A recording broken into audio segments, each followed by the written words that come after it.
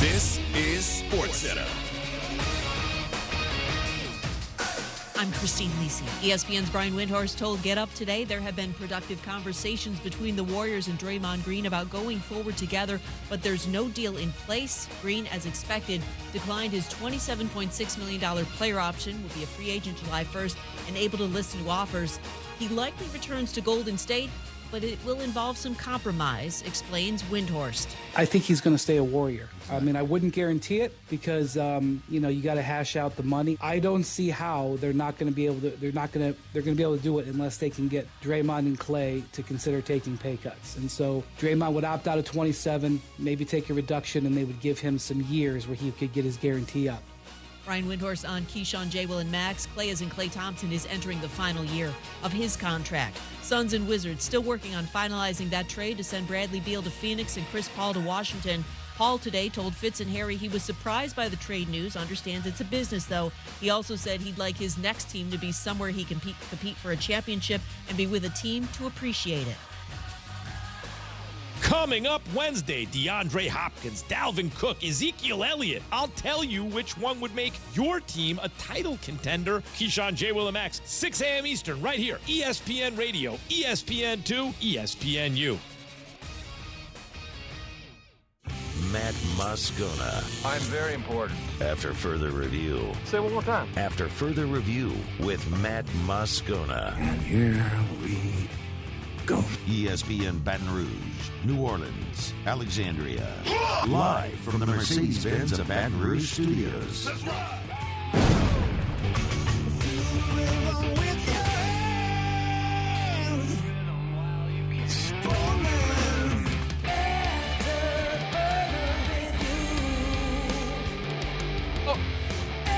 And off we go.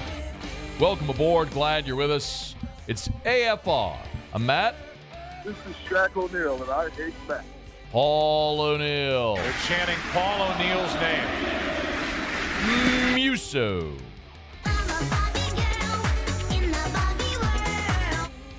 And Mr. Toby Tomplay.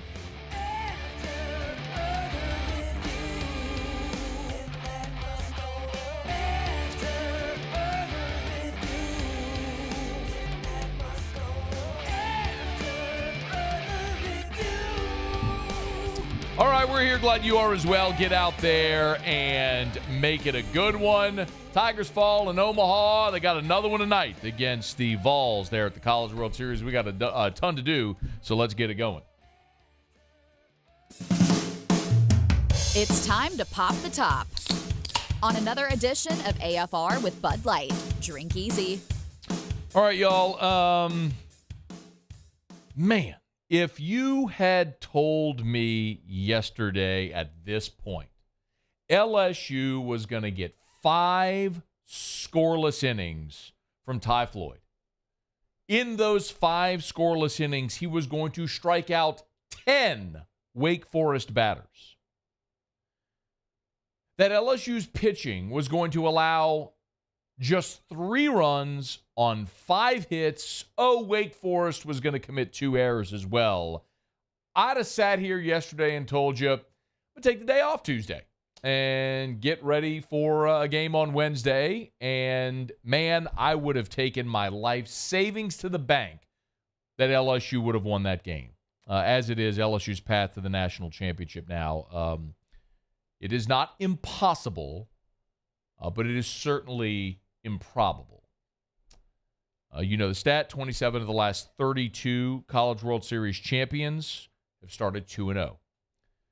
For what it is worth, Jay Johnson, in his message to the team postgame, did highlight the fact that it is not impossible to come out of the loser's bracket.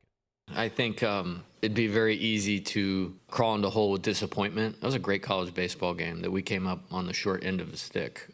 So that could be deflating, but I shared with them 2 things. Number one, I've had a team in this position before, lost a 1-0 heartbreaker to Oklahoma State and won 3 consecutive games to play for a national championship. Then the very next year, this program did the same thing, and they beat probably one of the best teams in modern college baseball history twice to get that opportunity. And I have all the faith in the world in our team that we can do that. So let's stick to what we do. And if we do that well, then we'll be in a good spot. course, Jay's referring to Arizona in 2016, which lost in the championship series to Coastal Carolina, which oddly got played on a Monday during the day while we were doing this show. And then a year later, of course, it was LSU against Oregon State. Neither of those teams, however, won the national championship. It's also worth noting that was at a time when the format was different, where they had more rest days built in. During that time, the championship series was Monday, Tuesday, Wednesday. Now it is Saturday, Sunday, Monday, so everything is compressed, which makes it more difficult on an already taxed pitching staff. The story of this game has got to be missed opportunities. I know a lot of y'all want to talk about the sixth inning, and I'm going to get to the sixth inning because it bears discussing because it was significant. But in the second inning, Cade Beloso and Gavin Dugas each walked with one out. Braden Jobert grounded into a double play. In the third inning, with assistance from a left fielder who decided it was cooler to wear his glasses on his hat instead of his face, and so Trey Morgan tripled. Trey Morgan was left at third base because Hayden Travinski struck out.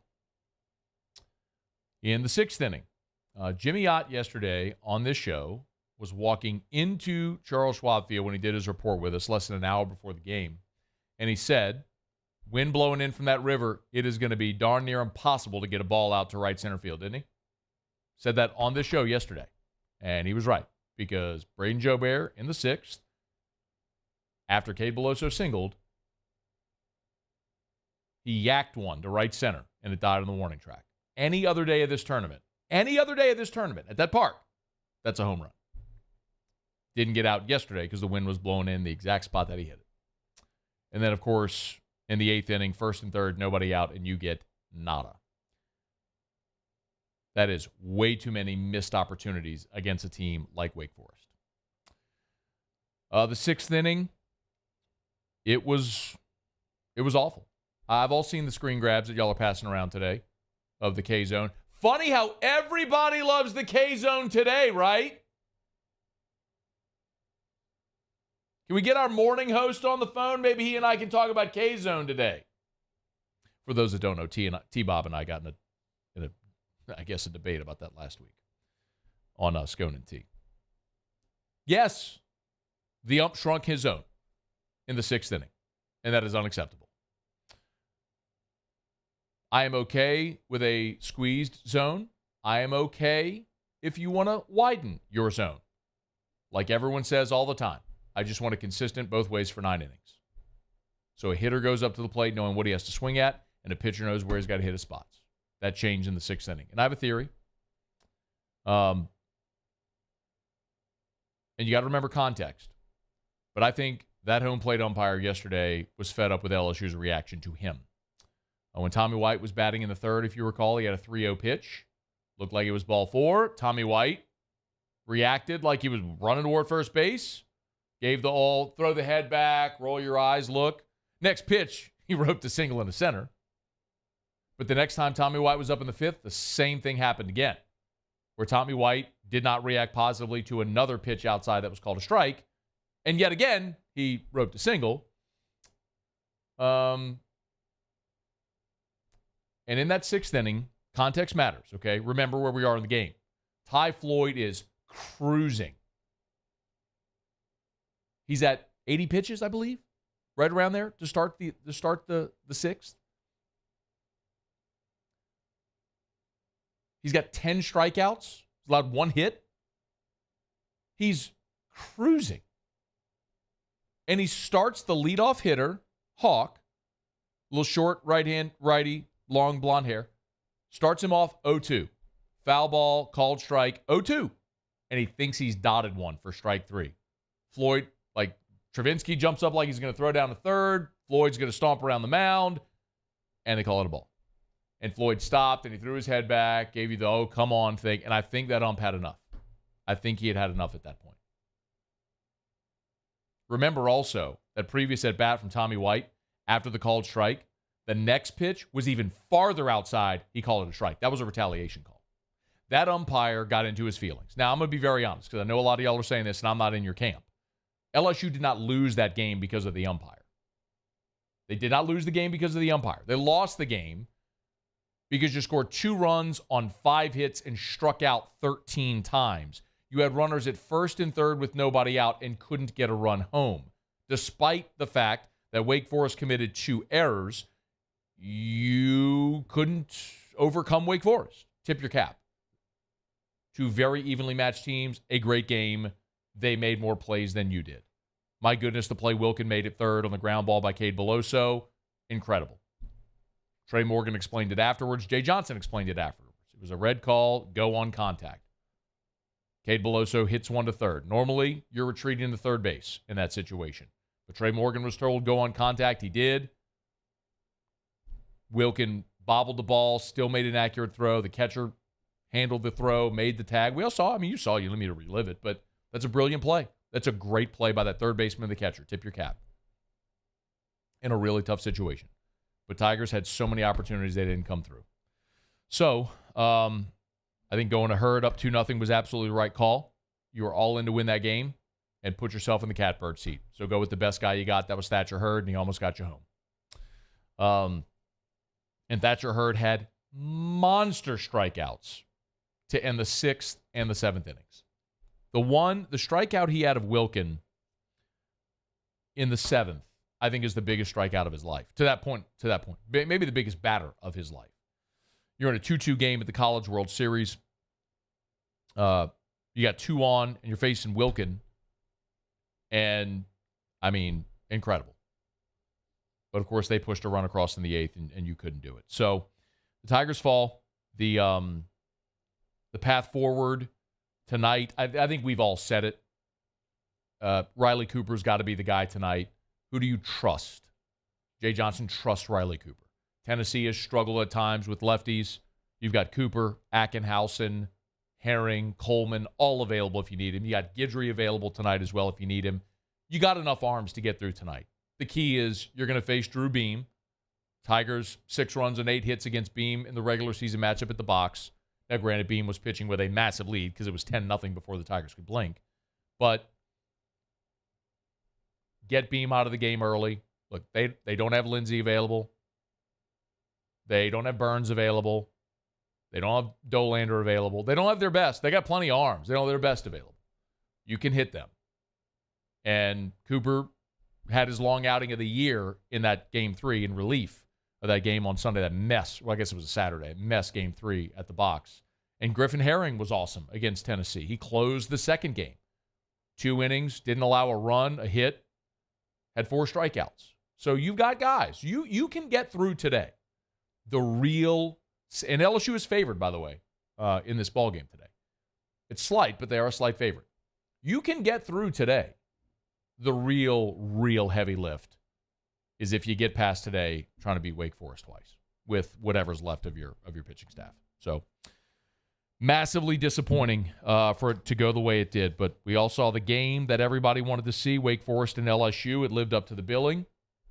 And unfortunately, the good guys came up just a little bit short. So I'll have to turn around and try to go win one today in Omaha.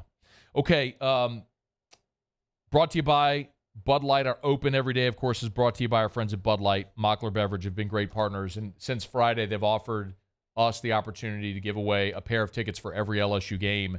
And they're doing that again. Now, we did this yesterday. And unfortunately, one of the people who won the tickets at random did not claim them.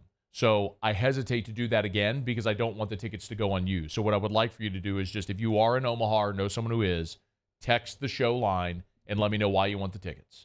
And we collectively here will pick who's going to get the pair. There's 2 pair of tickets. So if you know someone in Omaha who's there who wants to go or wants an upgrade from their current seats, because trust me, this is an upgrade from whatever you see. They're like right behind the dugout. Text me in the 225-396-4400, 396-4400, 396-4400. Again, just a massive salute. Let me tell you all the time about our friends at Mockler and Bud Light. They've been great ambassadors and great community partners for 4 decades. We've told you so much about Folds of Honor and the work they've done there, raising $21 million. Here they are as a great LSU partner, giving away College World Series tickets for every game LSU's there. So you want to win them, text me. You can win those College World Series tickets for tonight, LSU and Tennessee. 225-396-4400, 396-4400. Quick break. Let's head up to Knoxville. Going to check in with our buddy Josh Ward from Ward and Swain there. I don't know if they renamed the show. Was Swain at the Swain event, but it might still be the Swain event with Josh and Swain. I was on with them earlier today, but or maybe they just called Josh and Swain. I think they renamed it to Josh and Swain. Anyway, Josh Ward does a great job covering Tennessee, has for a long time. We'll talk to him next. It's AFR. AFR. AFR is brought to you by Rouse's, the official supermarket of the New Orleans Saints. Rouse's.com, Rouse's.com. Hey, look, when you go to Rouse's, make sure when you're checking the shelves, you look for the Rouse's branded products. All of the Rouse's branded products are, so many of them are locally sourced. They will use local ingredients for their products, the best ingredients, so you're getting the highest quality at the best price. That's at Rouse's, the official supermarket of the New Orleans Saints. If you're looking for dinner tonight as you're heading on home to watch the Tigers play, pull on into Rouse's. They got something for the whole family. Like if you can't decide, well, maybe your wife wants sushi and you want a steak. They got that for you. Maybe the kids want seafood. They got grab-and-go fried seafood options. They got so much for you at Rouse's. And, of course, everything you need to drink or snacks, chips, and dips. The bakery if you want something sweet as well. The floral department because you probably owe your wife flowers just because. It's Rouse's, the official supermarket of the New Orleans Saints. Rouse's, this feels like home. Bayou Chrysler Dodge Jeep Ram has $25,000 off new 22 Ram 1500 SCA trucks and incredible deals on all remaining 2022 inventory. All with Bayou's 1 million mile warranty. The crew at Bayou Automotive is going to do right by you. Oh, hey, what's up? It's Big D and Bubba, 100.7 The Tiger Morning Show. We'd love for you to join us every weekday, 4 a.m. till 9 a.m. Yeah, everything you want in a show. Country music. We got laughs. We got celebrity in-studio guests. We just need you. Join us every weekday morning, 4 a.m. to 9 a.m., right where it all started. That's right. Louisiana's country station, 100.7 The Tiger. There it is, the extra mile, on the border of expected and extraordinary, for those willing to go further, like vans customized for work or play, with safety and tech to keep you connected, supported by a 5-star sales, service, and finance team, and backed by the 1-star you know. So go the extra mile. It's never crowded, because so few have what it takes to go there. Mercedes-Benz Vans. When is a taco more than just a taco? When it's Government Taco. Voted best tacos 3 years in a row by 225 Magazine, Government Taco puts the most delicious spin on tacos the capital area has ever seen. With creative combinations like the Magna Carrot, the Filibuster, or the Steak of the Union. Plus perfect tortilla chips paired with the best salsa and queso you've ever had. And happy hour every day from 3 to 6 p.m. and all day on Thursday. Government Taco, 5621 Government Street. Hey there, little buddy. What's the matter? What's the matter? My windows, siding, and my door. That's what's the matter. Relief Windows can fix all of that. I got you. Pop, pop. What's up? Oh my gosh, look! Curb appeal. That's a good-looking neighborhood. ReliefWindows.com.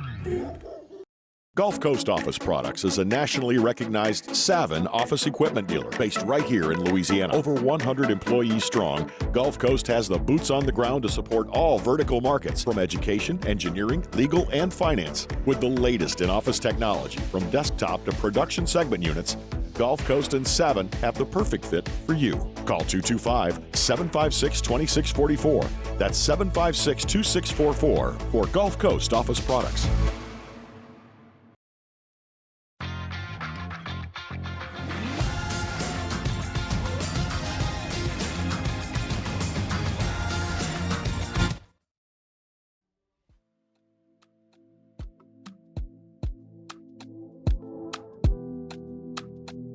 Purchase your tracks today. After further review with Matt Moscona, ESPN Baton Rouge, New Orleans, Alexandria. All right, Tigers and Vols for the 5th time this year. It'll go down 6 o'clock Central. You can hear it on our sister station, Eagle 98.1. Of course, you got a TV option as well. Head up to Rocky Top. Our buddy Josh Ward from Josh and Swain, good enough to join us, preview the Vols. How are you, man? Good, Matt. A lot of people are excited for tonight. Hey, is the vibe different in Knoxville today as opposed to playing LSU on Saturday? definitely. There was excitement of going to Omaha, starting play in the College World Series, heading into Game 1. But there was the hesitation, the fear, I think, among plenty of fans of, all right, but we got to face Paul Skenes. And the conversation heading into tonight, starting last night knowing that it would be LSU, not Wake Forest, as an opponent, was Skenes can't go, right? They're not going to throw him, right? He's not coming off short rest. That was the immediate reaction. Like, it's a big reason why Paul Skenes was trending on Twitter in Tennessee, and I've got text messages. One from a friend who I don't know last time I talked to him, but he was just checking in. Hey, Skenes isn't going to go, right? So the fact that he isn't then created excitement about the chances of winning compared to Game 1. And fans were excited to watch the team. They always would be in that kind of setting. But, yeah, it's different tonight for sure because of the confidence compared to Saturday. He's just different. It's been well chronicled. So it will be – we'll talk about what LSU – how the Tennessee hitters will face what LSU is going to throw in a second. But I want to ask about Drew Beam. We saw him in Baton Rouge. Like, he was obviously had a magnificent freshman season. He was in Baton Rouge, and he got the ball on a day where everything – it was like Murphy's Law. Everything that could go wrong went wrong for LSU as the Vols were up 10-0 before we could blink. How is Drew Beam, his relative form right now in the College World Series?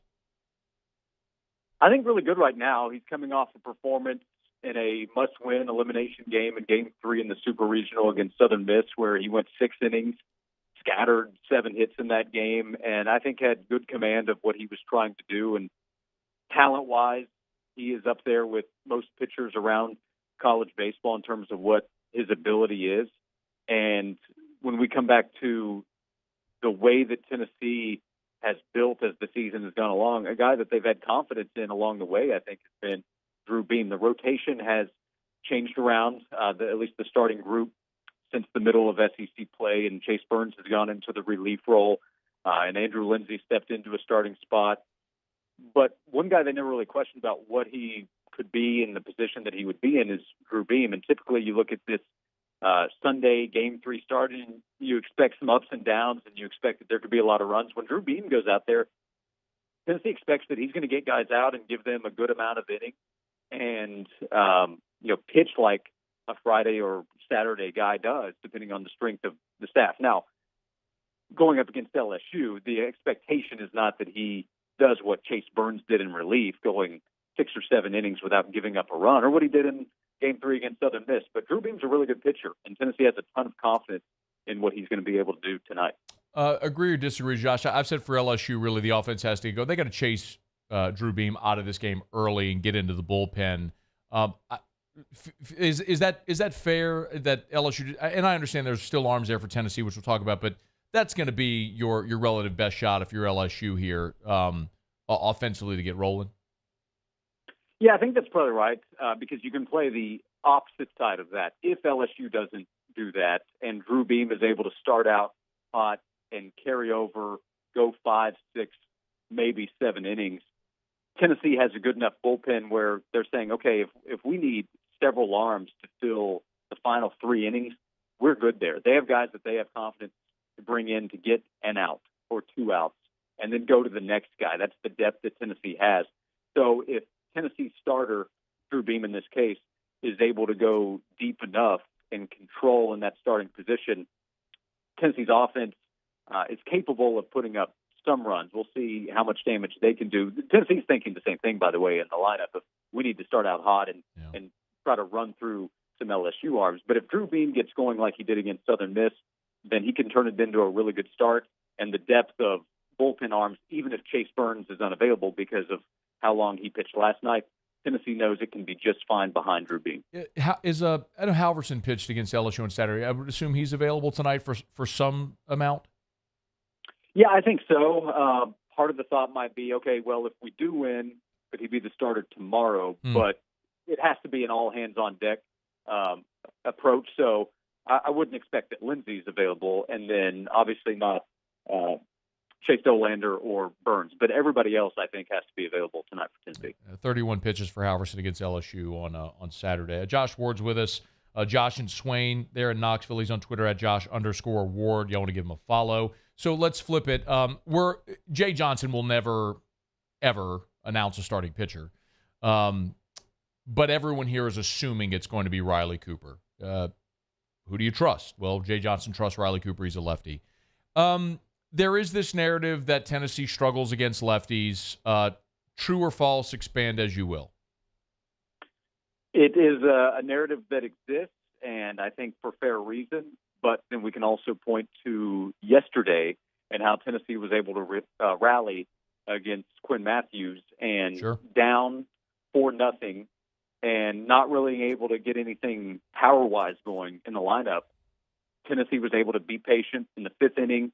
They had long pitch counts that they were able to press and wait for the right pitch, and they went single, let's draw a walk, let's get guys on and then move them forward and get guys across the plate that way, and it worked. Tennessee had 13 hits, a bunch of singles in the game, and that was how Tennessee was able to rally, tie the game, and then take advantage of mistakes late. So it's fair to wonder, okay, are they going to be able to do that again against a lefty? But considering the way that Tennessee hit just yesterday from a confidence standpoint, if that's the narrative, I don't think Tennessee's going to lack it considering how they were able to hit. And when they've had to rally, they did against Clemson, they've done it against Southern Miss, and then yesterday against Stanford.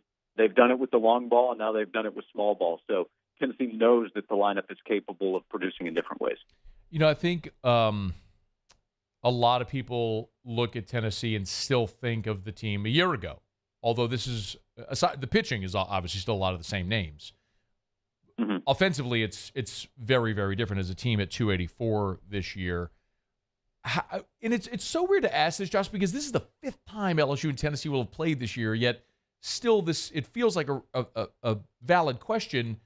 Like, how good really is this Tennessee offense? Like, how capable are they of exploding today against LSU? Well, I think they're capable of that because a lot of the conversation during the season has been, what's going on with Maui Ahuna, who's in the leadoff spot at shortstop, big transfer from Kansas. And during the regular season, what's going on with Christian Moore, who's there in the cleanup spot? But he exploded. Christian Moore did in the regional at Clemson and earned MVP honors. And Ahuna's been good here in the World Series. So he's hoping to keep that going. And going into the World Series, so 4 or 5 days ago, looking at what Tennessee needed to do to maximize its offensive capability, we looked at the top of the lineup and said, okay, here recently, Ahuna and Hunter Inslee have not been producing, getting on enough for guys like Jared Dickey and Moore, and Zane Denton, who's shown the power that he has, Griffin Merritt, who can hit the ball out of the park. And we've seen Ahuna and Inslee do what they needed to.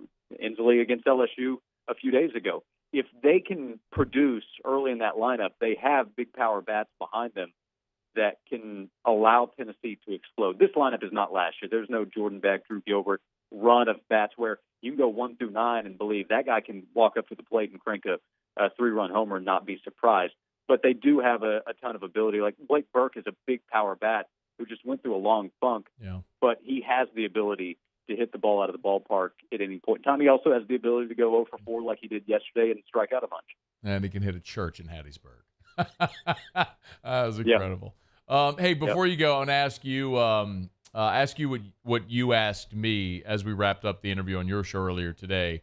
You asked me, how do LSU fans feel about Tennessee? So let me flip it on you. How do Tennessee fans feel about LSU?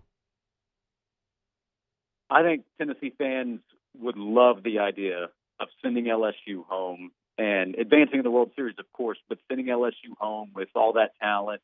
And I think looking at LSU and seeing a little bit of themselves in terms of what Tennessee's program has been over the last couple of years with talent and personality. The LSU lineup is so good. Tennessee's lineup before the season was so good with a ton of personality. We had a message on the show today. So we have a text box, and one listener, Tennessee fan, texted in and said, I would love to send Tommy Tanks home, and had some comments to go along with his appearance with that text that he sent in. So, but I think that's great, and you mentioned that on the show today. I think that's great for the SEC. That's great for the personalities of the program. There's also included in that respect and recognition of what LSU baseball is. LSU cares about baseball as much as any fan base in the country, and that program kind of sets a standard, and they carry a target because of how much success that they've had. So if Tennessee is able to beat LSU in the College World Series and send LSU home, that adds to the accomplishment for Tennessee. You remember those games because of what those programs are. So fans would love to send LSU home, one, because they don't like them in some ways, but also because they respect what LSU baseball is and has been and will be, I think, moving forward. He is on Twitter at Josh_Ward. Y'all give him a follow. Co-host with our guy Swain there, Josh and Swain up there in Knoxville. Hey, man, enjoy the game tonight, but not too much. We appreciate it. Thanks. Same to you. Thanks, Matt. All right, man. It's After Further Review. We're brought to you by South Point Volkswagen and SouthPointVW.com. New and certified pre-owned in Baton Rouge and online at SouthPointVW.com. Remember, I tell you all the time, certified pre-owned, because they move so much inventory over at South Point, they have plenty of certified pre-owned vehicles. So actually, Kerry Manuel over there is the certified pre-owned manager, and he'll from time to time just send me different things they have. Right now, they got Volkswagens, Toyotas, Hyundais, Nissans, Lexus. All their vehicles are they're checked out. They're fully serviced. You'll get a great experience. So every time they sell a new vehicle, someone trades in their old vehicle, their pre-owned inventory continues to grow. So if it's new or if it's certified pre-owned, go see our friends at South Point Volkswagen.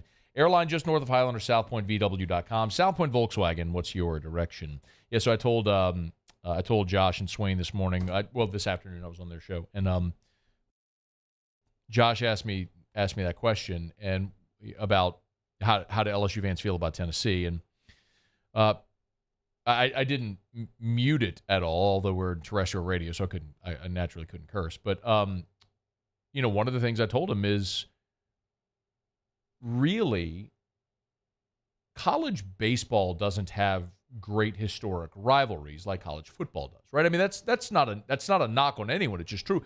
You look in the history of SEC baseball, the two most historic programs are Mississippi State and LSU. So it's kind of cool when they get together, but there isn't really any animus. There you don't have this real any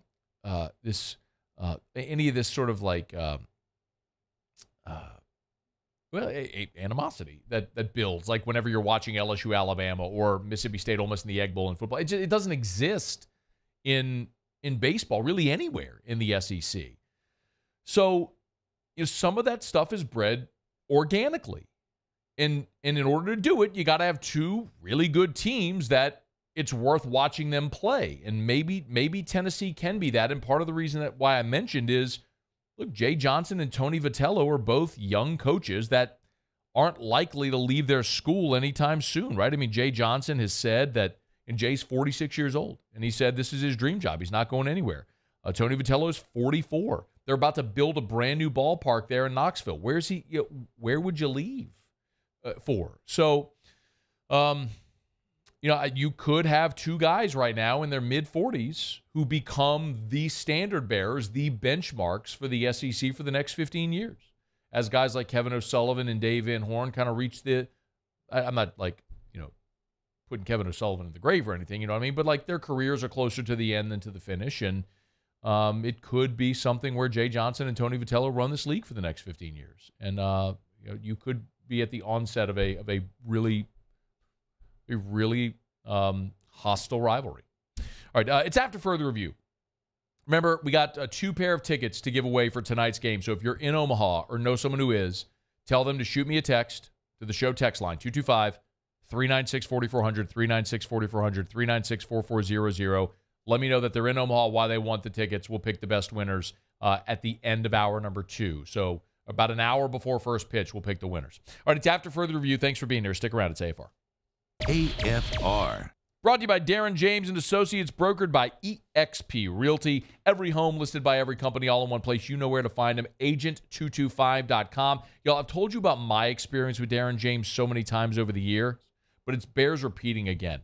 When Darren sold our home, he listed the home. On the first day, he had 3 showings, and the first person that looked at it bought it. It's not just about when I tell you Wall Street Journal's list of the top 1,000 realtors in America, by the way, came out last week, number 54 in the country this year. But it's about getting qualified buyers interested in buying your home, getting them through quickly and getting them to the closing table. That's Darren James. And by the way, if you want to have a stress-free, incredible home buying or selling experience, you need Darren James. 335-7666 for Darren James. Think real estate, think Darren James. I've been doing business with Luba for 25 years. They're dependable, trustworthy. It's just the attention to detail with our clients. Our folks have years and years of experience. They're highly trained professionals, but many companies have that asset. What I'd like to think makes Luba a bit different is that we use those talents in a way that truly is dedicated to serving the needs of the folks who depend on us. Get 3.99% financing at Corvell Toyota in Opelousas on select 2023 models. And we also have a large selection of pre-owned inventory. So come on down to Happy Town. That's Corvell Toyota in Opelousas, Happy Town, USA. Follow us on Twitter at 1045ESPN to cast your vote in the Citizens Bank and Trust Poll of the Day. Vote daily inside Off the Bench, live at lunch on Palmer. And after further review, Citizens Bank and Trust brings you the Poll of the Day via Twitter at 1045ESPN. The importance of doing this fortified program and offering it to people down here is, number one, the only real chance you're going to get to do this is when you put on a new roof or build new. And through companies like HUDCO, who's kind of leading the way in this thing, it's going to offer the customers a huge advantage in the insurance market and the price of their insurance. You know, we're not looking to make a fortune off fortifying. We're trying to give you a better product than our competitor at the moment. I'm trying to do something that he can. I'm trying to give you something better. So a lot of these insurance shops, you're getting a re-roof, you're only paying your deductible. Let's sit down and talk about the fortified and let's see what it does to your insurance premium. You're getting a steal. Yeah. You're getting a brand new roof and a fortified certificate for your deductible, essentially. I think we're rocking and rolling.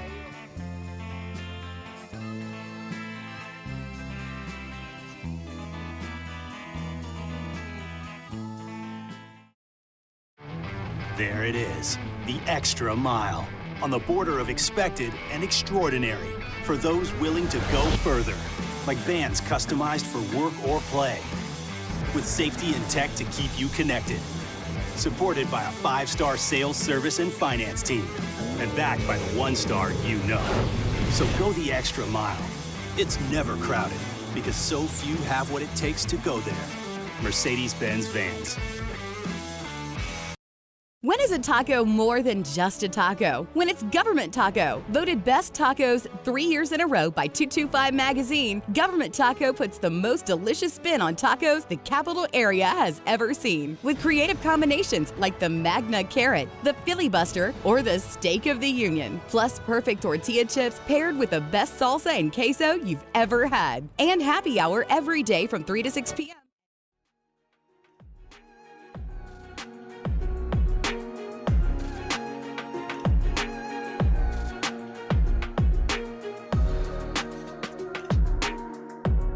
After further review with Matt Moscona, ESPN Baton Rouge, New Orleans, Alexandria. All right, rolling through a Tuesday edition of AFR, and glad to have you aboard with us. We'll go around the SEC in just a quick second. I did an interview this morning on SiriusXM, SEC this morning with, it was Roy Philpott and Aaron Murray were hosting this morning. And by the way, Aaron Murray did bring up T-Bob losing his phone. That guy, I tell you what. T-Bob, that guy, meaning T-Bob, that guy. T-Bob lost his phone? Apparently. So on vacation, apparently lost his phone. All right. I don't know if he's still doing snaps this week with Aaron or what's going on, but for those that don't know, T-Bob does a show on Volume, right? On Volume? Yeah, Volume Network, yeah. With Aaron Murray called Snaps. So anyway, I guess, I don't know if he's doing that show or whatever. They were communicating. T-Bob lost his phone. Are you surprised by this? I'm not in. Yes. No, I'm not surprised. No? It's just comical. Yeah, it's T-Bob. Well, anyway, I'm doing the interview with Roy and Aaron this morning, and we talked a lot of baseball near the end. They were like, "Hey, by the way, I wanted to ask you about this." And he mentions that Nick Saban did an interview on Joel Klatt's show and actually stumped for Alabama to have been in the playoff a year ago. and cited like Vegas point spreads. This is a thing that actually happened. Yeah, and it's not the first time he's done it. He did this at the end of last year during playoff selection time. Oof. So you have it? I have it. Okay, I want to hear this. I have not heard it, by the way. They referenced it. I commented with context that I had not heard it, but I want to hear it. Okay, let's go. All we do is take the teams that win the most games at the end of the year and put them in the playoffs. But do you really get the best teams? When they told me that we would be favored against 3 out of the 4 teams that got in the playoffs, I'm like, well, why aren't we in the playoffs? Does that mean they have a better team? Or does it mean that those people don't know what they're talking about? I really don't know that. And I'm not being critical of anybody, but if you're going to have parity, you have to have a better way of figuring out who has the best teams, not just because you lose 2 games on the last play of the game that knocks you out when you may be better than somebody else who didn't have the same circumstances that they had to play in. Hey, Nick, I got a great idea. How about this? I got a great idea. Let's not have a season. Let's not play football games. Let's just look at all the Las Vegas odds before each game, and whoever's favored just gets to advance. This would be great. It would really limit injuries. People's ACLs would stay intact. The devastating effects of head injuries and CTE would go to zero because we wouldn't be playing games anymore. Think about this too, Muse. We wouldn't have to worry about post-game traffic anymore either. Nope, that wouldn't exist. Nope.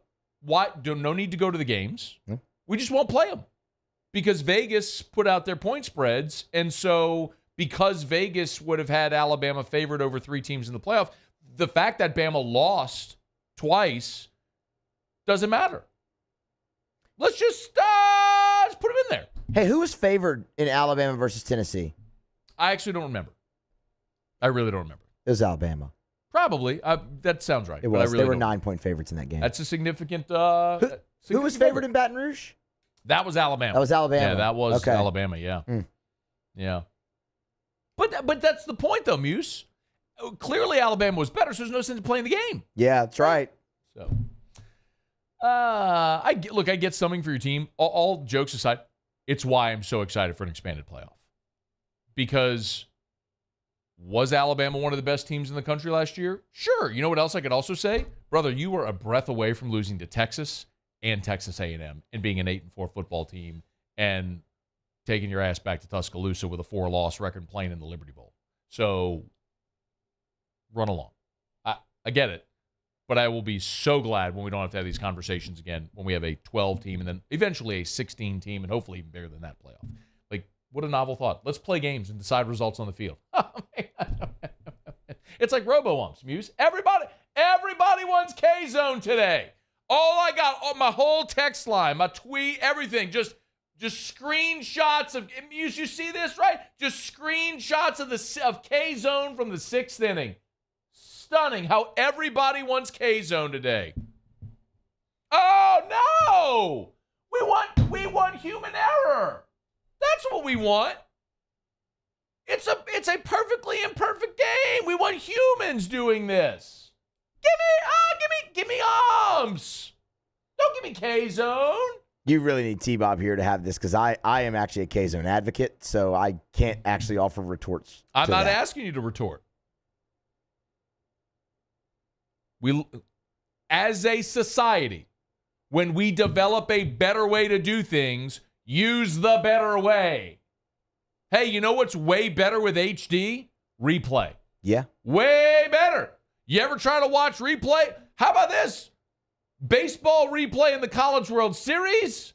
Baseball replay regular season at the box. Mm-hmm. One has 30 cameras with super slow-mo. One has 3 cameras. Hope you got it. Not a knock on them, but you got the technology, use it. No, I got a guy with hurt feelings because a guy thought it was was ball 4 and rolled his eyes. Forgive me for showing emotion. God, can you imagine if that reliever from Wake Forest who had snorted a line before he went to the mound, boy, that guy had gotten after the ump last night. Ooh. Oh, I don't know, man. I don't know if the ump really wanted any of that. You don't want to mess with people like that. How about your boy flipping the ball in his hand? They're dangerous. Towing the rubber, flipping the ball on his hand.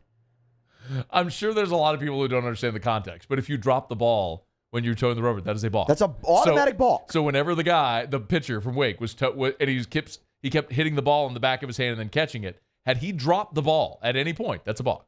But nobody got on base against it. No, because when he went to the stretch, he walked a guy or hit a guy. He had one base runner, because that's when they pulled him. They pulled him right after that and went to Massey. It was the 5th. Massey got out of that inning, it was the 6th. Massey got out of that inning, and then Veloso singled, and Joe Bear hit the fly. There it was. Yeah, that was it. Yeah, boy, that guy was something else. Go ahead. Well, then we are really late. I was like, please drop the ball, because as soon as he towed the rubber, I was like, drop the ball, please drop the ball. All right, we're brought to you by Shawbills Tire and Auto Service, ShawBillsTire.com. Hey, after the Tigers win today, if you're going to drive to Omaha tomorrow for the game, before you do, take your vehicle to Shawbills. Shawbills Tire and Auto Service, ShawBillsTire.com. Hey, look, you can buy tires a lot of places. You can get your oil changed or your brakes checked a lot of places. Do a lot of places have a customer bill of rights? Seriously, go to the Shawbills website, ShawBillsTire.com, hit the About tab, and you'll see the customer bill of rights. It's their highest priority, serving customers, 100% committed to their valued customer. The bill of rights are their pledge to earn your business at the highest level of service from everyone in the company. Things like the right to our responsiveness and respect, the right to be sold only what you need, the right to a clear explanation of costs. This is spelled out in black and white, and this is the expectation for everyone that works at Shawbills. You know why I'm passionate about Shawbills? Because of that. They treat you like family. It's Shawbills. ShawBillsTire.com, ShawBillsTire.com, Shawbills, where we keep you rolling. Holy moly. Okay, let's do it quickly, Muse. Hit it around the SEC. Around the SEC, presented by Gulf Coast Office Products, excellence in imaging solutions. The Florida Gators. 5-star defensive end Jamonte Waller has committed to Florida, the second 5-star in Billy Napier's 2024 class. The third defensive end in this year's cycle. Pick Florida over Auburn and Penn State. The Tennessee Volunteers. 4-star linebacker Jordan Burns committed to Tennessee over Arkansas, Vanderbilt, Auburn, and Georgia Tech. 6'1", 215-pound linebacker from Atlanta. The Kentucky Wildcats. Kentucky picked up a 3-star offensive lineman, but incoming freshman Jacob Dixon no longer with the team. Just weeks after they moved into the dorm, he's a 6'5", 210-pound freshman who's leaving Kentucky. The Ole Miss Rebels. John Wayne Oliver, 3-star offensive lineman for 2024, picked Ole Miss over Auburn and TCU. He's high school teammates with LSU commit Andre Evans, who committed last week. Why did you laugh? Because of the name John Wayne Oliver? The man's name is John Wayne. John Wayne Oliver. That is awesome. Should go to Vanderbilt. John Wayne Oliver. The Mississippi State Bulldogs. P.J. Woodland, 4-star cornerback out of Hattiesburg. He is committed to Mississippi State. Actually, I think he's out of Picayune. Maybe I got that wrong. It doesn't matter. He's a player that picked Mississippi State. He's a cornerback. The Georgia Bulldogs. And a kid who's not even ranked is committed to Georgia for 2025. His name is Tay Harris. He has no star ranking, but after you commit to Georgia, you're going to have one, so it'll probably just make him a 5-star. There you have it. That is Around the SEC, presented by Gulf Coast Office Products. Shout out to our guy Trey Beal and our friends at Gulf Coast Office Products online at gcopnet.com. The official office equipment provider of the LSU Tigers, the New Orleans Saints, the New Orleans Pelicans, and the ULL Ragin' Cajuns. Quick break. We will come back and wrap up hour number 1 next. AFR. Get Gordon and get it done. Gordon McKernan Injury Attorneys. If you've been injured and you need representation, you know what to do. Do what injured people in our state have done for more than 30 years. Get Gordon and get it done. Go to Gordon McKernan Injury Attorneys. I love all of the content that Gordon and his team are putting out. As a matter of fact, Malik Neighbors is a new member of the G team. If you go to social media at Get Gordon, you'll see how they introduce Malik there around the Gordon McKernan Injury Attorney's office. So check it out at Get Gordon. Again, on Facebook, on Twitter, on Instagram, on TikTok, at Get Gordon. Make sure you're following Gordon on all the social media channels. You can always go to getgordon.com. That's getgordon.com. If you've been injured in an accident, it's not your fault. You need representation. Do what injured people in our state have done for 30 years. Get Gordon and get it done. 888-8888. Call 888-8888. That's 888-8888. or go to getgordon.com. You know what to do. Get Gordon and get it done.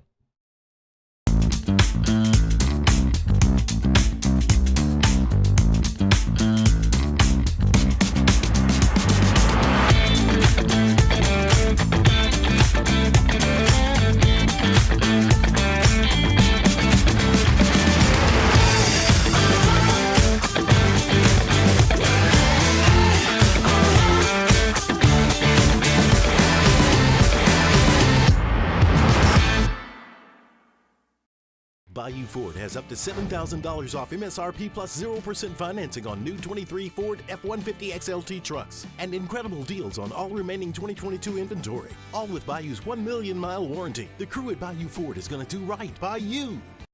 Hello, Samantha, dear, I hope you're feeling fine. And it won't be long until I'm with you all the time. But until then, I spend my money up right down on my last dime. Come on, in Baton Rouge.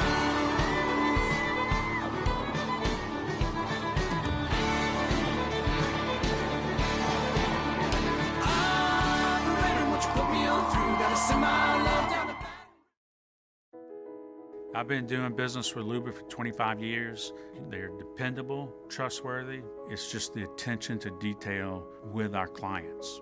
Our folks have years and years of experience. They're highly trained professionals. But many companies have that asset. What I'd like to think makes Luba a bit different is that we use those talents in a way that truly is dedicated to serving the needs of the folks who depend on us. There it is, the extra mile, on the border of expected and extraordinary for those willing to go further, like vans customized for work or play, with safety and tech to keep you connected, supported by a 5-star sales, service, and finance team, and backed by the 1-star you know. So go the extra mile. It's never crowded, because so few have what it takes to go there. Mercedes-Benz Vans. When is a taco more than just a taco? When it's Government Taco. Voted best tacos 3 years in a row by 225 Magazine, Government Taco puts the most delicious spin on tacos the capital area has ever seen. With creative combinations like the Magna Carrot, the Filibuster, or the Steak of the Union. Plus perfect tortilla chips paired with the best salsa and queso you've ever had. And happy hour every day from 3 to 6 p.m. and all day on Thursday. Government Taco, 5621 Government Street. All right, let's say ah. Where'd my spotlight go? Super weird.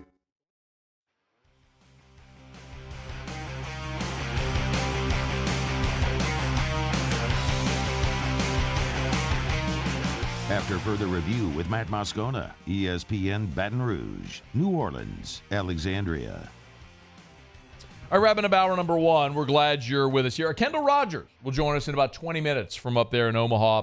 Excited to have Kendall. Right now, they're bottom 7, TCU leading Oral Roberts 6-1. So the Frogs, a couple innings away here from advancing. Oral Roberts on the ropes, a familiar place they've been in this College World Series. LSU baseball, while Jay Johnson and the Tigers are up in Omaha, Jay clearly ain't resting. I mean, he's got work to do on the recruiting trail. We've talked about this. They're going to lose roughly they could lose as many as 20 players from this squad, depending on how the draft goes and transfer portal. We'll see. But they've already picked up a couple. Michael Braswell, we talked about last week, the South Carolina infielder who's a two-way guy, can also pitch. And I intended to talk about this yesterday because this happened over the weekend, but they picked up Justin Lower, who's a lefty from Xavier. And Xavier had a pretty nice run in the postseason. But Lower's a Minnesota native and a 6'5", 200-pound lefty in 2 seasons there at Xavier. That's Xavier in Ohio. He played in 44 games. He's got a 2.43 ERA over 81 1/3 innings pitched. I'll say that again slowly. He's got a 2.43 ERA over 81 1/3 innings pitched. And his average against this year was 182. So your boy is a pretty talented left-handed pitcher who's coming to Baton Rouge. I don't think you can ever have enough left-handed pitching, but looking at the lefties. That should be, well, you got 6 on your team this year. Nick Bronzini, who's a freshman, DJ Primo, who's a freshman from Central, and then Griffin Herring. Those are your 3 freshman lefties from this year, and of the 3, only Herring pitched. Ackenhausen's a junior, Cooper's a junior, Coleman is a redshirt sophomore, but 3rd year, of course. So those are all guys that, in theory, you could lose to the draft. I also wouldn't be surprised if any of them returned. I think it's unrealistic to think that all 6 of those lefties are back next year. So if you're Jay Johnson, not knowing how the draft may play out, how this whole circumstance may play out, you do have to go feel like you're adding lefties and someone who's got experience now. Justin Lower, a 6'5", 200-pound lefty, has got 2 years of experience there at Xavier, will be in Baton Rouge next year. Jay Johnson continues rebuilding a roster that is very likely going to get decimated after this season. Okay, SportsCenter's coming up. Hour number 2 is next. AFR. AFR is brought to you by Michelli Weighing and Measurement, Michelli.com. That's Michelli.com with 30 offices across 11 different states. I always tell you to go to the website. That's Michelli.com. There's a wealth of info there, but they also love to do business face-to-face. So much of what Michelli does is centered around their customer service because they do business face-to-face. They have won so much business as a result of people who just want that better experience. You know, sometimes if you're with someone else and a lack of communication or an insufficient turnaround time is slowing your business and your productivity, that's where Michelli can step in. They're the largest distributor in the country of scales, and they service and sell the largest brands that you know. So go to the website, find the nearest location, 30 of them across 11 different states, and they're always looking for qualified people if you're looking for a new career. Go online to Michelli.com. Relentless reporting gets results. I'm never going to stop until we get the answers you need. Uncovering more as the powerful try to cover things up. What happens in the dark will always come to light. Founding new principles and practices for the state of Louisiana. Chief Investigative Reporter Chris Nakamoto. Chris Nakamoto and the Investigative Unit. Recipients of Columbia University's prestigious DuPont Award. Follow us on Twitter at 1045ESPN to cast your vote in the Citizens Bank and Trust poll of the day. Vote daily inside Off the Bench, live at lunch on Palmer. And after further review, Citizens Bank and Trust brings you the poll of the day via Twitter at 1045ESPN. Bayou Chrysler Dodge Jeep Ram has $25,000 off new 22 Ram 1500 SCA trucks and incredible deals on all remaining 2022 inventory, all with Bayou's 1 million mile warranty. The crew at Bayou Automotive is going to do right by you. The world's leaders in obesity research, obesity medicine, and obesity science are right here. We're doing something that no one's ever done or trying to answer a question that no one's ever asked before. Pennington is a real jewel when it comes to research. We are finding the solutions to the world's worst chronic disease, which is obesity. Louisiana needs Pennington Biomedical.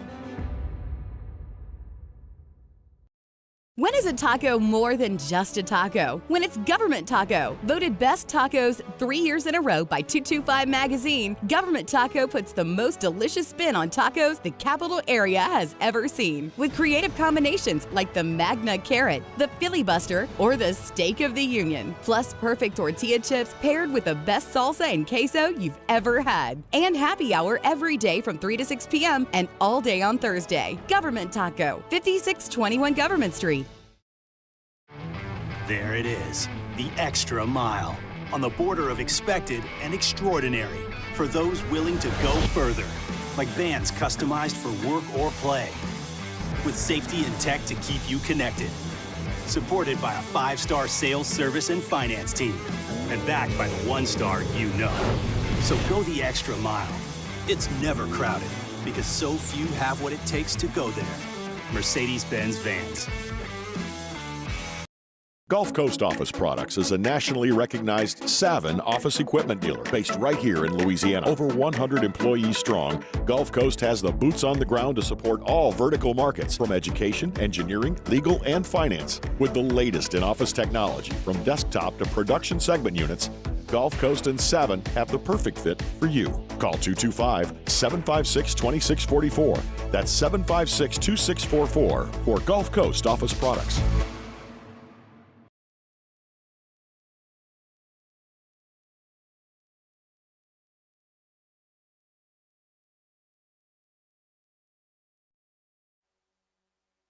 This is SportsCenter. I'm Christine Lisi. There have been productive conversations between the Warriors and Draymond Green about going forward together, but there's no deal in place, according to ESPN's Brian Windhorst. Green, who declined his $27 million player option as expected, will be a free agent July 1st and can listen to offers then. First Take host Stephen A. Smith. As it pertains to Draymond, of course, it's a job, it's a business. I want him to get his bag. Everybody should want him to get his bag. But in the end, the first order of business is getting your bag while winning. I don't want Draymond Green in anything less than a championship contending equation. Anything less, you don't want that for Draymond Green. ESPN's Adrian Wojnarowski is reporting Wizards forward Kyle Kuzma's declined his $13 million player option. Will become a free agent. He'll be one of the marketplace's most prominent players, but it is also possible he returns to Washington. Yankees reinstated outfielder Harrison Bader from the injured list. Bader, out with a hamstring strain since May 30th, will hit sixth and play center field tonight against the Mariners.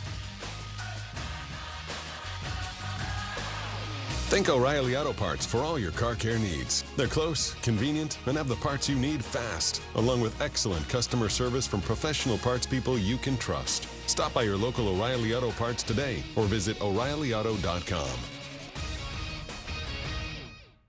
Matt Moscona. I'm very important. After further review. Say it one more time. After further review with Matt Moscona. And here we go. ESPN Baton Rouge, New Orleans, Alexandria. Live from the Mercedes-Benz of Baton Rouge studios. That's right.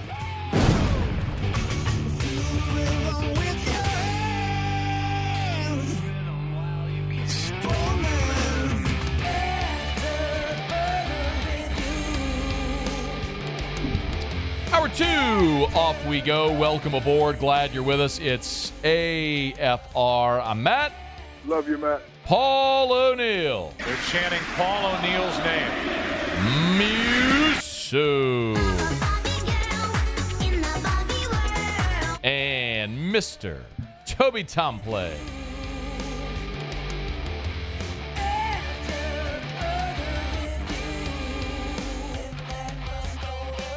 All right, we're here. Glad you are as well.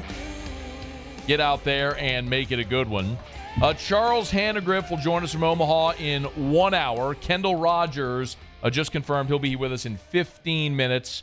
Looking forward to that. And we do have 2 pair of tickets to give away. Again, courtesy of our friends at Mockler Beverage and Bud Light. They've been awesome, man. Of course, Mockler Beverage, they've been a great sponsor of ours and great partners with us here. And they've given away 2 pair of tickets for each now of the 3 games that LSU's played in Omaha, and I hope that as long as LSU stays, we're able to keep doing this. So the unfortunate thing yesterday, I mentioned, we had been choosing for the last 2 games, we just chose at random, and unfortunately, one of the people who won yesterday, I think, was being insincere and was not actually in Omaha and never claimed the tickets. So one of the pair of tickets got used, one of the pair went unused. So I'm doing something different today, and I'm just taking this upon myself.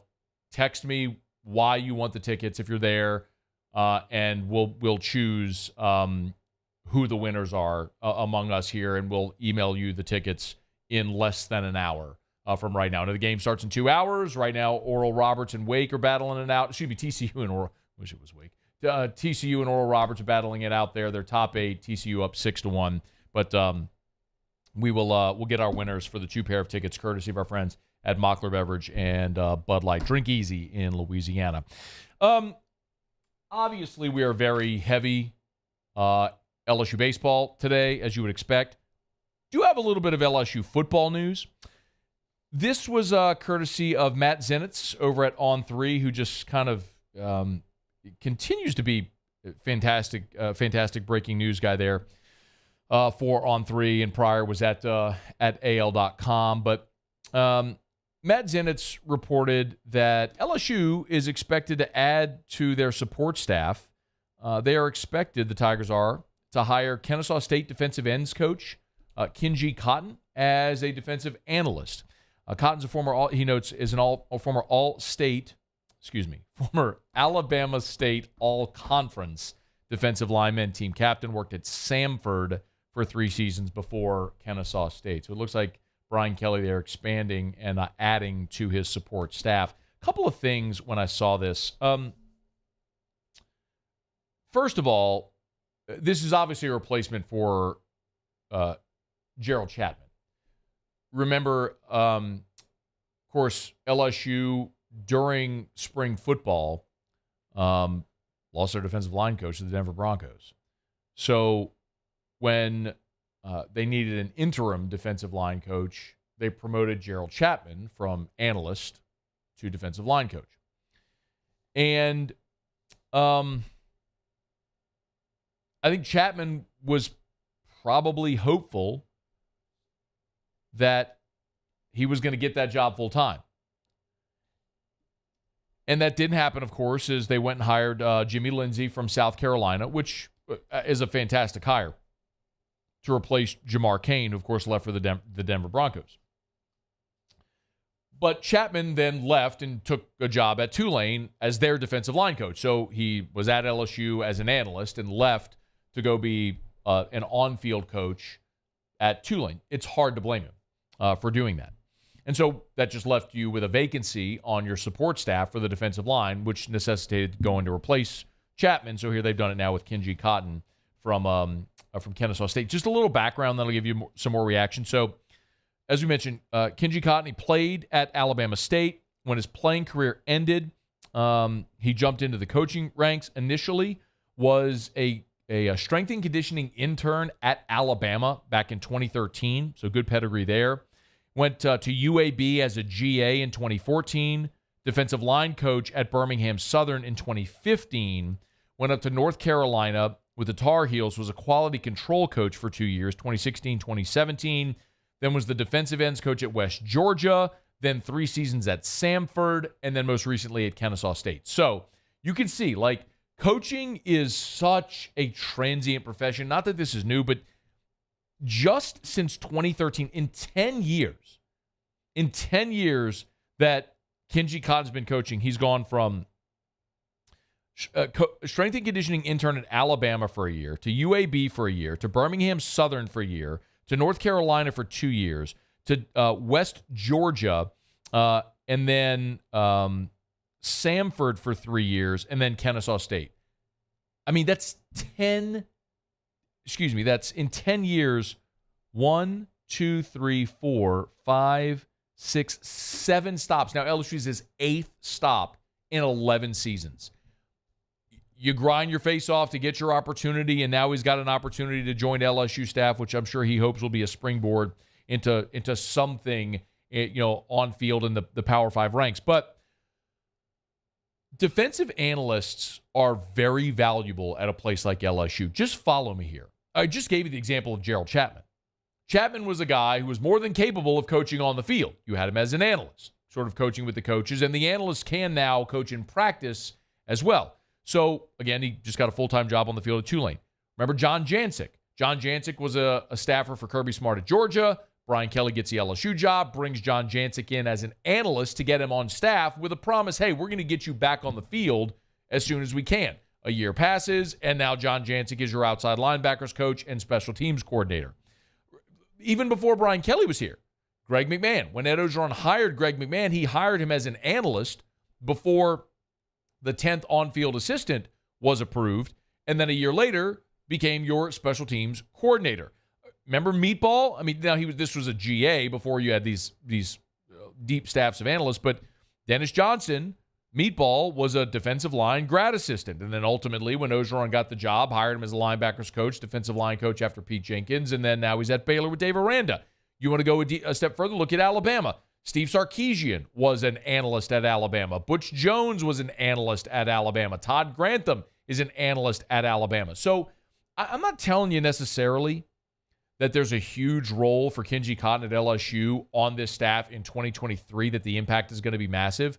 But one thing is very clear, that coaches at these major Power 5 schools when they have the resources to hire a lot of analysts, a lot of support staff, in many respects what they are doing is they are stockpiling coaching talent. It almost becomes like your own coaching farm system.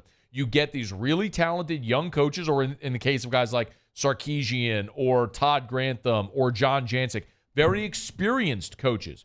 You find a way to get them on your staff. They assimilate into your culture, your staff, and everything you're doing. And then when you have an on-field opening, so many times you don't have to scour the land for that replacement. You hire from within because you got a great assistant right there who already knows your processes, your culture, how everything works, your personnel, game planning, who's been in the meeting rooms. So a lot of that makes sense. So just something on a Tuesday where LSU is primarily going through recruiting and camp season, and so much of the focus is on building up your recruiting classes, and guys are having player-led workouts right now. You don't typically see a lot of coaching moves, but this is one that kind of slipped through today and makes sense to keep an eye on as a guy who, talented young guy, has been coaching for a decade now, who's got heavy experience on the defensive line. They're bringing him in, probably help recruit on campus, and then and help with the defensive line, and could very well be one of those guys that's a rising star in the profession. So Kenji Cotton, LSU is hired as a defensive line analyst, replacing Gerald Chapman, who left for Tulane. Okay, it's after further review. We're glad you're hanging out with us here on a Tuesday edition of AFR, brought to you by Relief Windows and ReliefWindows.com. Energy-efficient replacement windows, beautiful entry doors, hardy plank and vinyl siding. They do it all. They do it better than anyone over at Relief Windows. Give Brandon Holly and the gang a call. Tell you, when we moved into our home, one of the first things we did was we had Brandon and the gang come out and replace all of our windows. In our den, it's a big sort of open floor plan, and there's all these tall windows. And Brandon had the idea of replacing the windows with the panes for picture windows. It looks out into our backyard, which is just beautiful. So it was a great idea. We installed those energy-efficient windows, the ones you see Brandon hitting with the crowbar, those impact-resistant windows. And for so many reasons, it made sense. It adds an extra layer of security to your home, and someone's not going to bust through a window. Obviously, it's secure from flying debris and things like that during a storm. And those are also energy efficient. So for half the day with the sun just beaming through those windows, it keeps that room cool. You want to lower your energy bills. You want to increase your home's resale value. Call Relief Windows. Windows, door siding, Relief Windows, and ReliefWindows.com. All right, y'all, it is after further review. We're glad you're hanging out with us here. Countdown to LSU and Tennessee tonight at the College World Series. An hour and 48 minutes away from first pitch. And right now, TCU still leading Oral Roberts 6-1. They're bottom 8. Oral Roberts 6 outs away, or 6 outs remaining in their season, unless if they can get something going here by way of rally. And we'll count down to LSU and Tennessee for the 5th time tonight. We'll talk about that with Kendall Rogers, who's in Omaha, when we return here on AFR. AFR. And, of course, if you're looking for a place to watch the Tigers and the Vols tonight, Pluckers is a great spot. Remember, every Tuesday, kids eat free, and sports trivia at the Nicholson location with Hunt Palmer. So, you want to watch the game? It is a summertime. It's a 6 o'clock first pitch, so it's early enough if you want to bring the kiddos out to Pluckers. A way to have a great family night, eat affordably, and watch the game. So you can eat wings. Dad, you want a few pops? You can certainly do that at Pluckers. Make sure mom drives. And have a night of it. It's at Pluckers. 2 great locations. Nicholson, just south of LSU's campus, and then Bluebonnet right in front of the Mall of Louisiana. If you want to make a full night of it, get out to the Pluckers location on Nicholson. Game starts at 6. Hunt Palmer will fire up sports trivia at 8:30. So get on by, watch the game at 6, eat some wings, have a few beers. By 8:30, you'll be late in the game, hopefully celebrating an LSU win. Hunt will fire up trivia, and you can win some Pluckers gift cards. It's Pluckers. If you don't like our wings, we'll give you the bird. At Corvell Toyota in Opelousas, I'm happy to say we have vehicles in stock and more coming in at no markup. Don't pay over MSRP. Come on down to Corvell Toyota and choose your new Toyota today. That's Corvell Toyota in Opelousas, Happy Town, USA.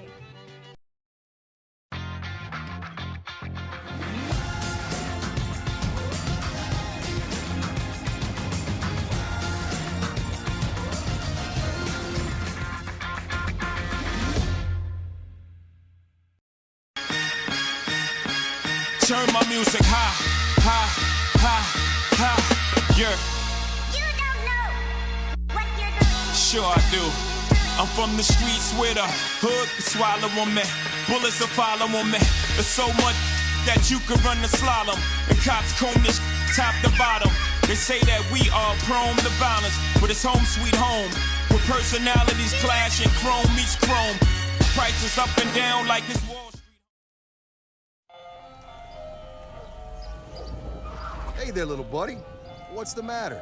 What's the matter? My windows, siding, and my door. That's what's the matter. Relief Windows can fix all of that. I got you. Pop, pop. What's up? Oh my gosh, look! Curb appeal. That's a good-looking neighborhood. ReliefWindows.com. I've been doing business with Luba for 25 years. They're dependable, trustworthy. It's just the attention to detail with our clients. Our folks have years and years of experience. They're highly trained professionals, but many companies have that asset. What I'd like to think makes Luba a bit different is that we use those talents in a way that truly is dedicated to serving the needs of the folks who depend on us. There it is, the extra mile, on the border of expected and extraordinary, for those willing to go further, like vans customized for work or play, with safety and tech to keep you connected, supported by a 5-star sales, service, and finance team, and backed by the 1-star you know. So go the extra mile. It's never crowded, because so few have what it takes to go there. Mercedes-Benz Vans. When is a taco more than just a taco? When it's Government Taco. Voted best tacos 3 years in a row by 225 Magazine, Government Taco puts the most delicious spin on tacos the capital area has ever seen. With creative combinations like the Magna Carrot, the Filibuster, or the Steak of the Union. Plus perfect tortilla chips paired with the best salsa and queso you've ever had. And happy hour every day.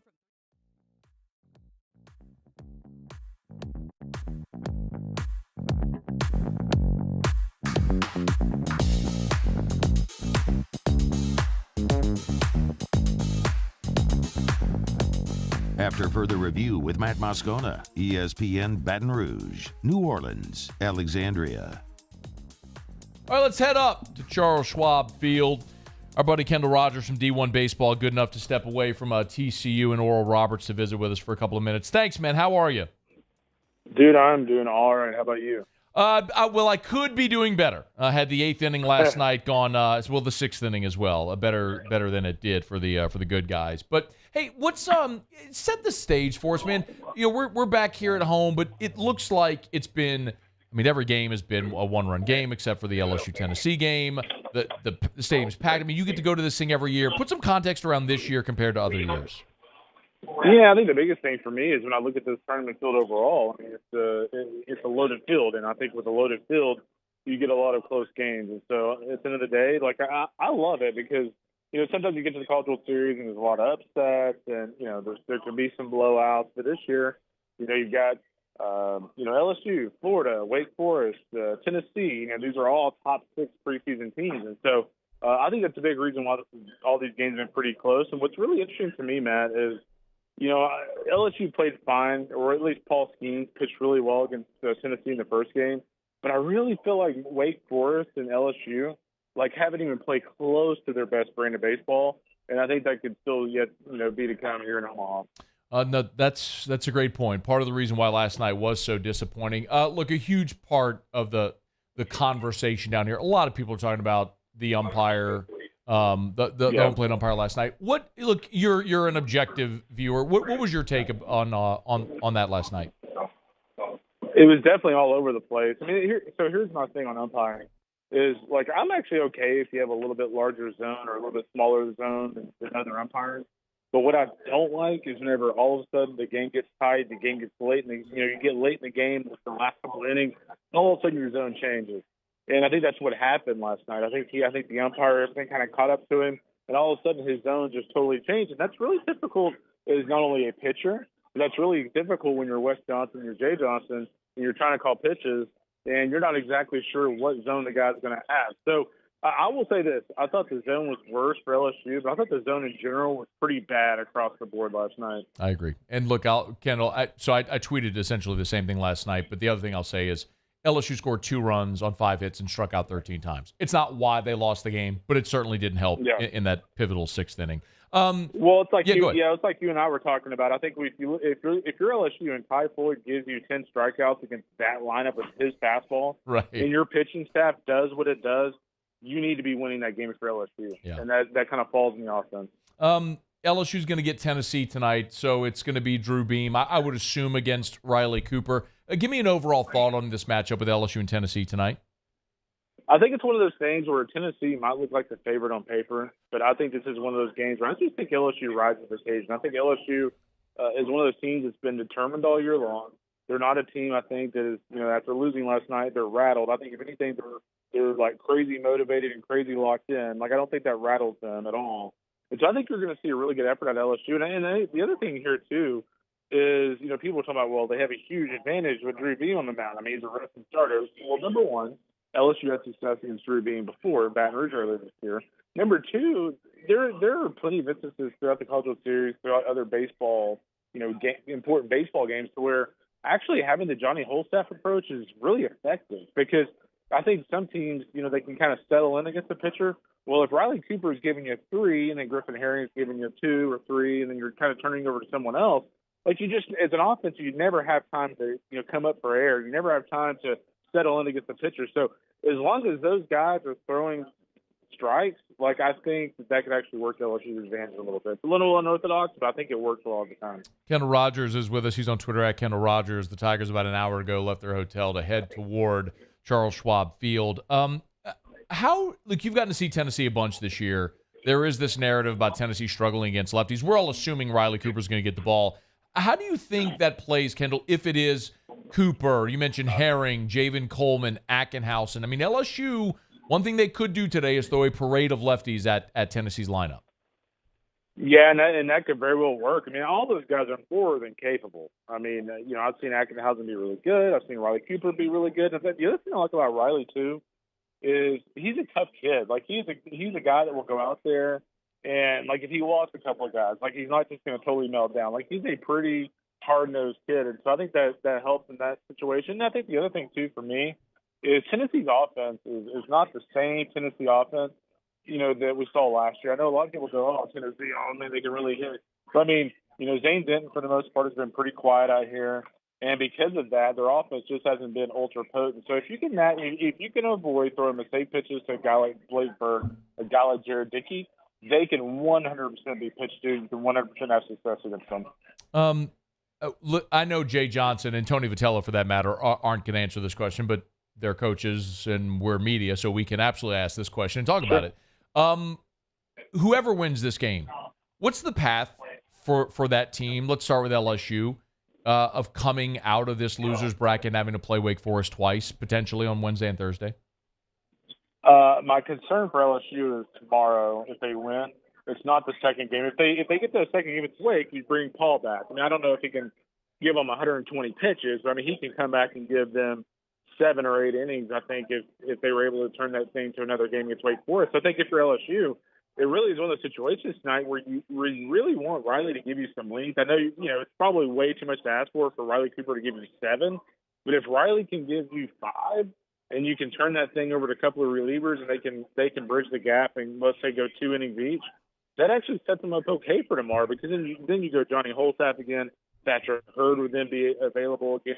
And so things get a little bit more, navigable, but it's going to be a tough road no matter what. I mean, Wake Forest still hasn't even thrown their number 3 guy. I mean, they've got all the relievers rested other than, Manassi from last night. So it's going to be tough, but this is an LSU lineup more than capable of making a run through this thing. Bro, speaking of which, what's up with the transfer from Dartmouth who looked like he was, how do I say this? A little psycho? I was going to say looked like he snorted a line of coke, but yes, let's go with psycho. What's up with that guy, man? So apparently he really is just like a total animal on the mound. Like, I was talking to somebody close to their program last night. They said that, like, he really is one of those people. Like, he gets so hyped up on the mound, he looks like he's about to black out. I kind of love it, man. Like, I love it. It's the Like, I thing love those where crazy guys. if he's your guy, you love it. If he's on the other team, you despise him. So Yeah, you're sitting 99%. there like, what a punk. Right. Yeah. so everyone's like, what is going? But we were It's talking like about the Drew Gilbert effect. Yes, very much so. You know, the other thing too, Kendall's like, we were Musso and I were talking about it. How he had that where he would tap the ball in the back of his hand and then catch it. Like he was. And then twirl his glove around. Yeah, but Kendall, like he was on, he was toeing the rubber. Like if he drops the ball, that's a buck. Like you would think one of these coaches would shake him and be like, bro, like I get it. It's kind of your thing. Not with a runner on base. You know what I mean? Yeah. Okay, dude. Being crazy is cool, but let's not take it a little too far here. Let's not cost our team anything. Hey, other side of the bracket, real quick. Can TCU? I'm assuming it's going to be TCU here. Can they come back and beat Florida?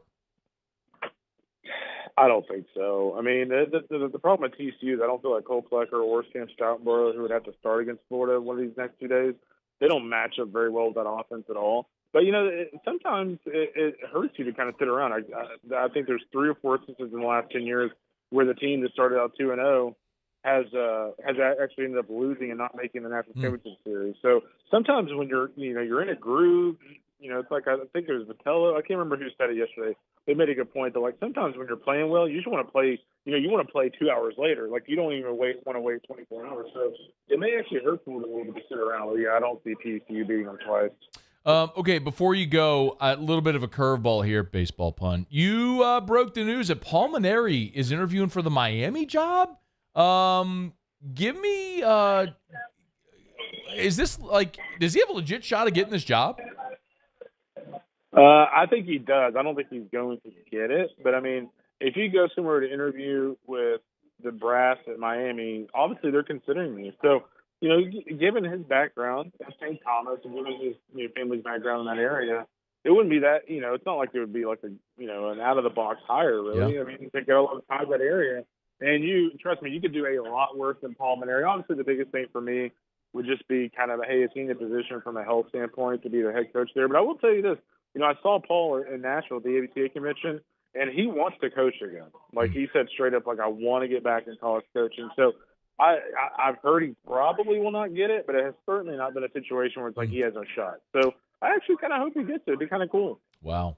That would be something if he does jump back in. But Kendall, is true, man. It's so hard to turn off the competitive juices for a lot of those guys, man. It's just when you have that in you, that competitive fire, it's hard to turn it off. So yeah, it's your whole life. It's been Paul's life since he was a kid with his dad, and so you go from being in that job force and whatnot as a teenager, young coach, and now you're over here playing golf and outside of Baton Rouge every Saturday. Like some people just don't like that. Yeah. College World Series has been great so far. The coverage is there at d1baseball.com. Y'all go follow d1baseball.com. Subscribe up. Great time to do it, obviously, with the College World Series underway. He's on Twitter at Kendall Rogers. Give him a follow. Thanks, dude. We appreciate it, man. You got it, boss. Be good, man. Have a good night. All right, we'll see you. And he didn't drop a Todd Peterson. Oh, Ted Peterson. Man, were you surprised? Did you have your finger on the I button? I didn't. He had done it a couple weeks in a row, so I figured he'd take a. All right. He likes to mix them. He does. He's that crafty, Kendall that Rogers. Kendall I thought Rogers, for sure what he would say is something along the lines of, you're going to need a great performance from a guy deep in the bullpen, kind of like a Todd Peterson. That's kind of what I thought he was going to do. And that would have been good because it's kind of on a tee for him there. Just like zoom it in there, Hammer. Zoom it. I thought he was going to zoom it in there. That's what I thought was coming there, Muse. Okay, we are going to pick our winners for the 2 pair of tickets at for tonight's game of the College World Series in less than 30 minutes. So if you want to win them, courtesy of our friends at Mockler Beverage Bud Light, all you got to do is text me. Again, we have done a totally legit randomizer the last 2 games, but yesterday someone didn't claim the tickets. I just think they were being insincere about being in Omaha, and I don't want that to happen again. So text me in the 225-396-4400, 396-4400. If you're in Omaha, why you want the tickets, let me know. We have 2 pair up for grabs. And they're rocking good seats, man. And we looked them up yesterday. They were like right behind the dugout. So that doesn't stink. That's a pretty good place to watch a game right behind the dugout. So in any event, all courtesy of our friends at Mockler Beverage and Bud Light. So drink easy in Louisiana, and thank our friends at Mockler and Bud Light for giving us the opportunity to give away these tickets.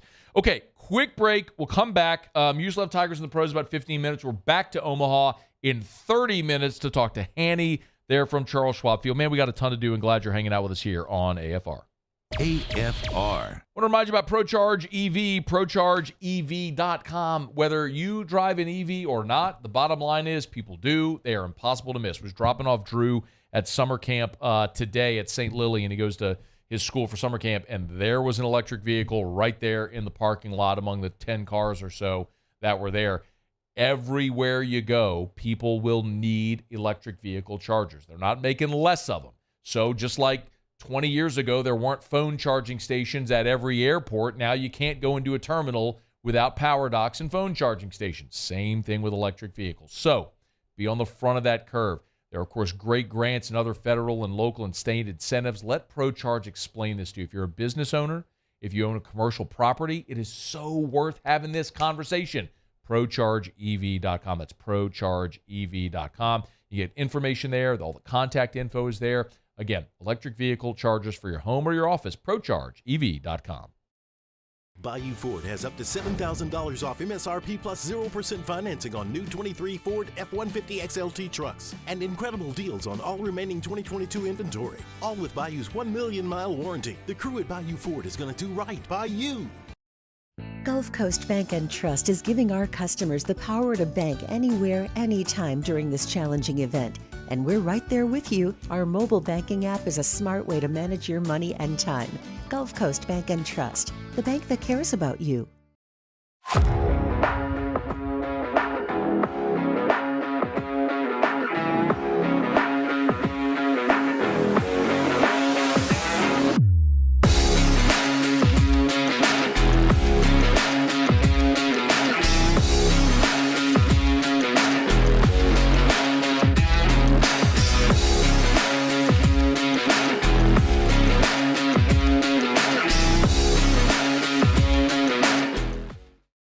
Gulf Coast Office Products is a nationally recognized Saban office equipment dealer based right here in Louisiana. Over 100 employees strong, Gulf Coast has the boots on the ground to support all vertical markets, from education, engineering, legal, and finance. With the latest in office technology, from desktop to production segment units, Gulf Coast and Saban have the perfect fit for you.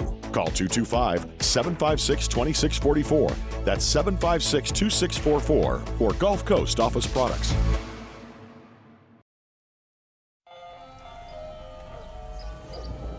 Hey there, little buddy. What's the matter? What's the matter? My windows, siding, and my door. That's what's the matter. Relief Windows can fix all of that. I got you. Pop, pop. What's up? Oh my gosh, look! Curb appeal. That's a good-looking neighborhood. ReliefWindows.com. I've been doing business with Luba for 25 years. They're dependable, trustworthy. It's just the attention to detail with our clients. Our folks have years and years of experience. They're highly trained professionals. But many companies have that asset. What I'd like to think makes Luba a bit different is that we use those talents in a way that truly is dedicated to serving the needs of the folks who depend on us. There it is, the extra mile, on the border of expected and extraordinary, for those willing to go further, like vans customized for work or play, with safety and tech to keep you connected, supported by a 5-star sales, service, and finance team, and backed by the 1-star you know. So go the extra mile. It's never crowded.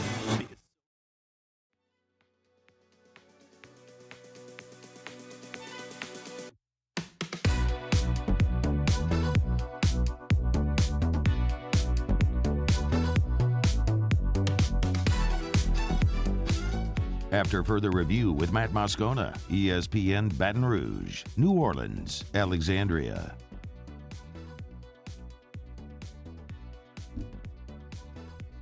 All right, Muse Live Tigers in the Pros, a little more than 10 minutes from right now. Counting down here to LSU and Tennessee at the College World Series. One of the really pivotal plays last night was in the 8th inning when LSU had first and third with nobody out, and we know what happened. There was a ground ball to third base from Cade Beloso, who Wilkin fielded it, made a brilliant play, and they got Trey Morgan at the plate.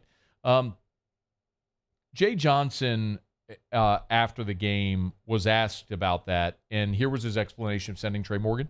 It's a ground ball we are going, because if he doesn't go, then we're going to hit into a double play, and it makes it really difficult. Now you have a man on third standing there with 2 outs. Now you need a base hit. So it's very simple baseball, actually. And again, I mean, I don't know that Cade Beloso's hit a ground ball to third base the entire season. And so you have to tip your hat to Massey for executing the 2-0 pitch that he did and got him to swing through, and then the 2-1 pitch. So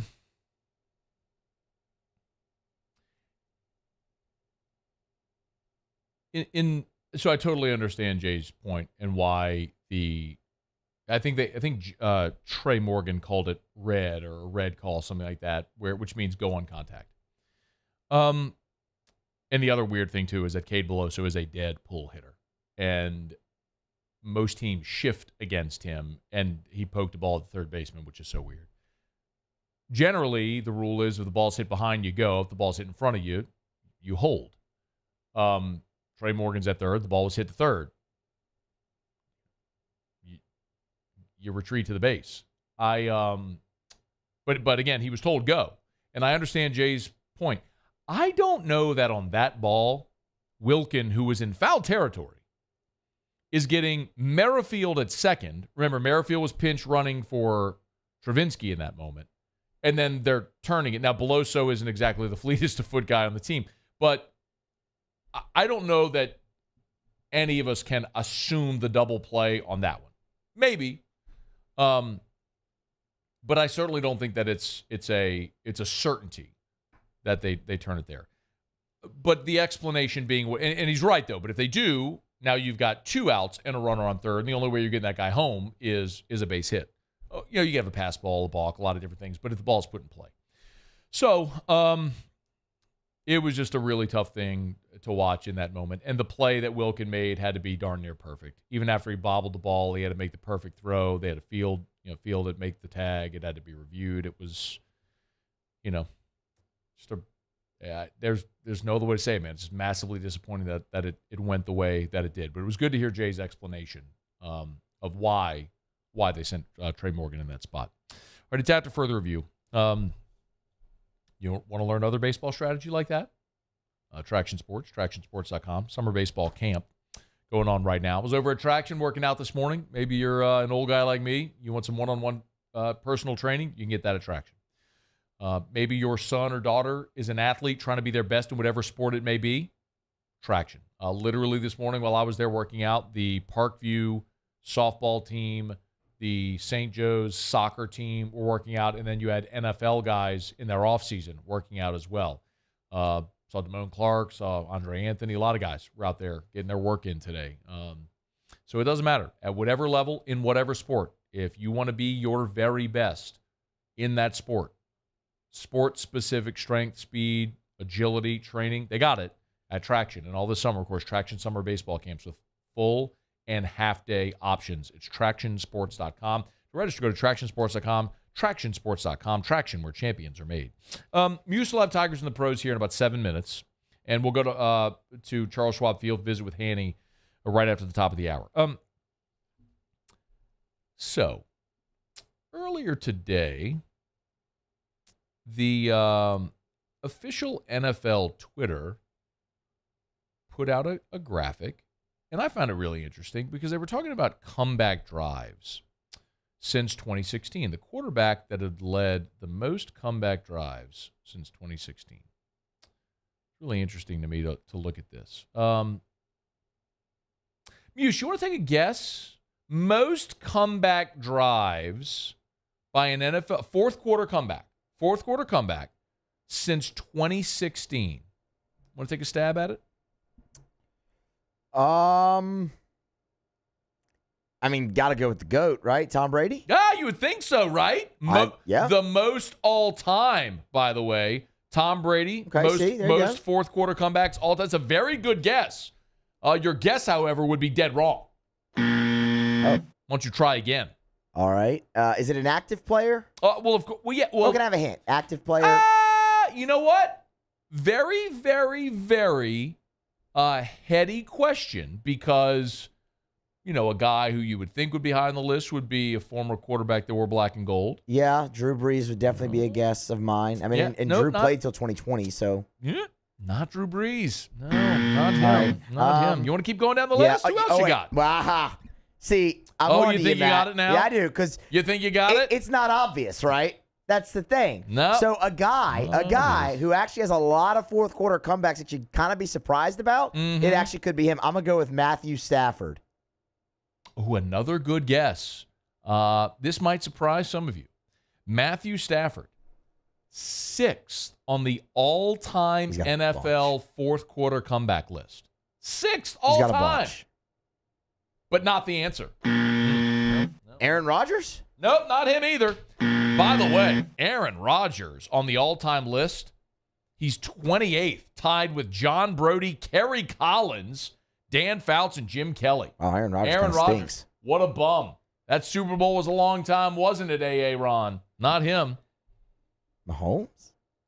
Nope, not him either. As a matter of fact, Mahomes, in his entire career, has 13. He's 87th on the list. Long way to go, but he's tied right now with the likes of Steve Berline, Ryan Fitzpatrick, Steve Grogan, Eddie LeBaron, Ken O'Brien, Roger Staubach, and Steve Young. How about Roger Staubach and Steve Young with just 13 apiece? Now, Steve Young, of course, had the USFL career and was in Tampa, and then went to San Francisco. So he didn't really get going until after Montana. So smaller sample size there. But no, not him either. Not Patrick Mahomes. Not old Patty M. I mean, Mr. Unlimited? Russell Wilson? Yeah. 15th on the all-time list, tied with Eli Manning, but not first on this list. Most fourth quarter comebacks in the NFL since 2016. You got any more guesses, Muse? Kirk Cousins? Ha! Kirk Cousins. You like that? How in the world could you? Kirk Cousins. He's got a few, man. He's tied with Carson Palmer for 26th all-time, and he's ahead of Aaron Rodgers. Yes. Aaron Rodgers stinks. Kirk Cousins has more career fourth quarter comebacks than A.A. Ron. Do you give up, Muse? I kind of give up. Do you give up yet? Yeah. Surely it couldn't be who you think I might be implying, huh? Huh? It can't be. Could it? Is it Derek Carr? It is Derek Carr! What? The most fourth quarter comebacks in the NFL since 2016 is the man leading the way for your New Orleans Saints. How about that, Muse? I am flabbergasted. Is it possible that I've just been dead wrong about Derek Carr this whole time?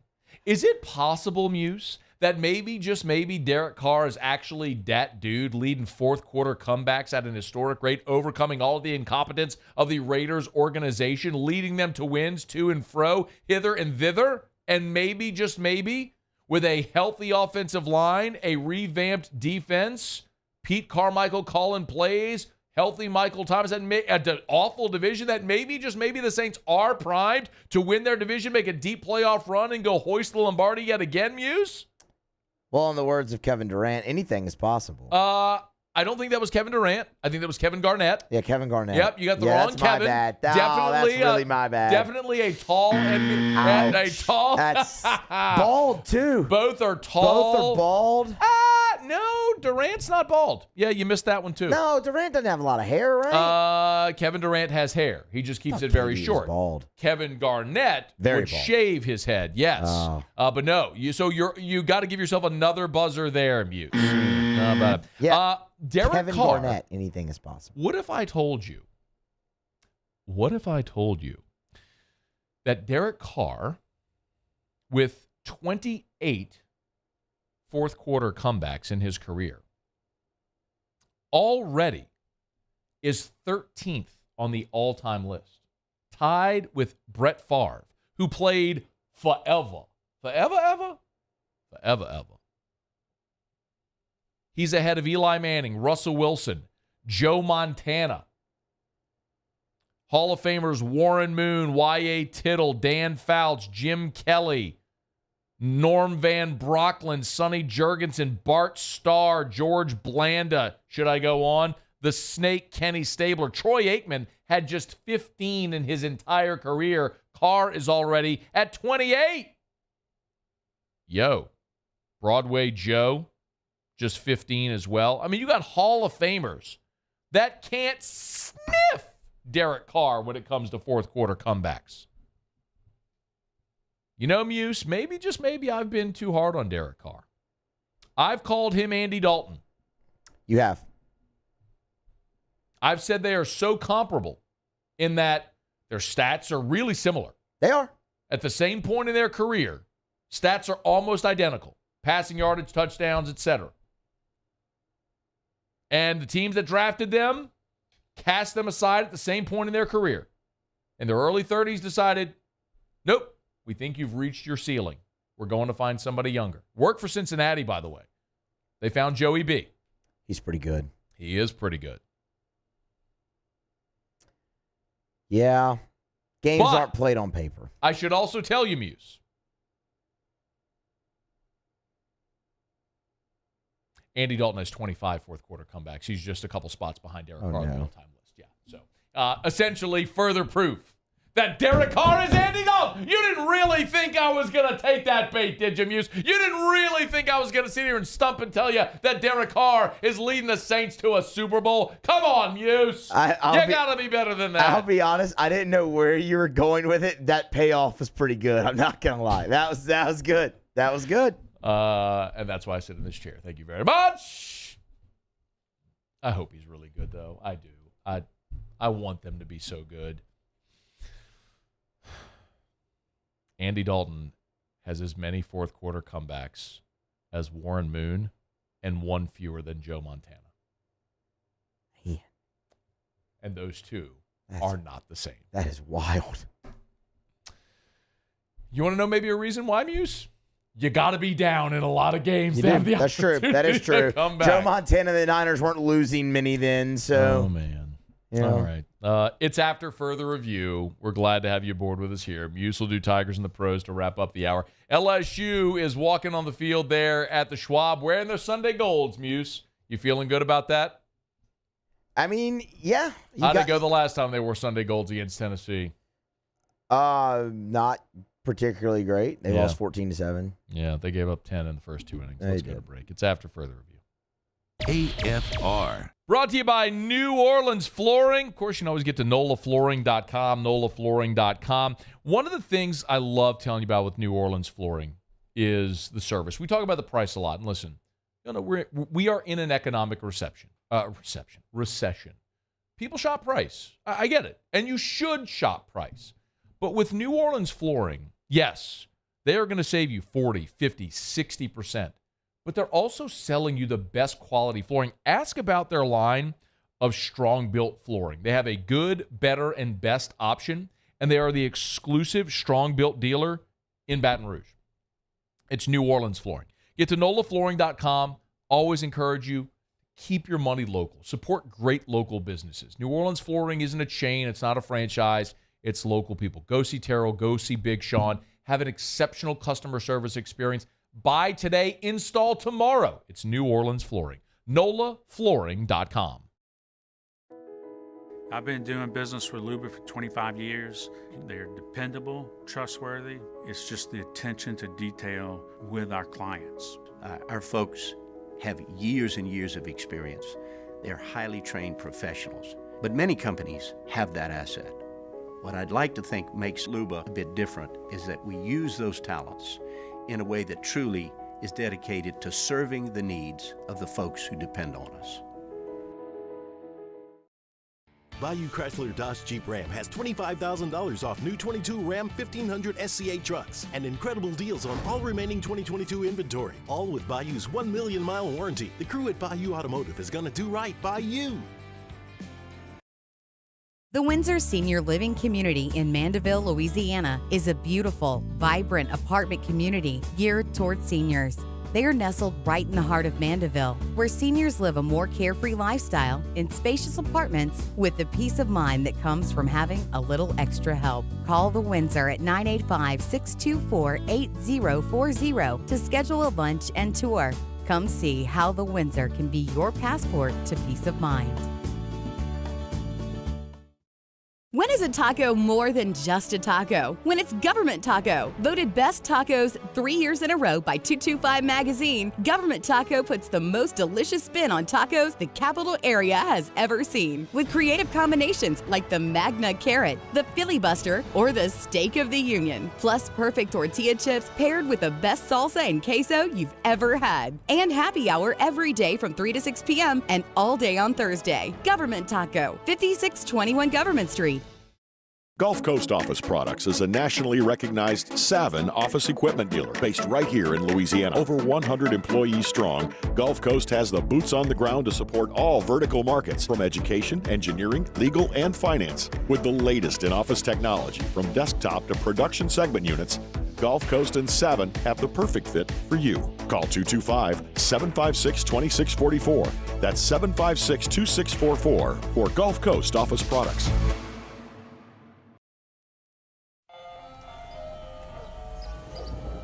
Hey there, little buddy. What's the matter? What's the matter? My windows, siding, and my door. That's what's the matter. Relief Windows can fix all of that. I got you. Pop, pop. What's up? Oh my gosh, look! Curb appeal. That's a good-looking neighborhood. ReliefWindows.com.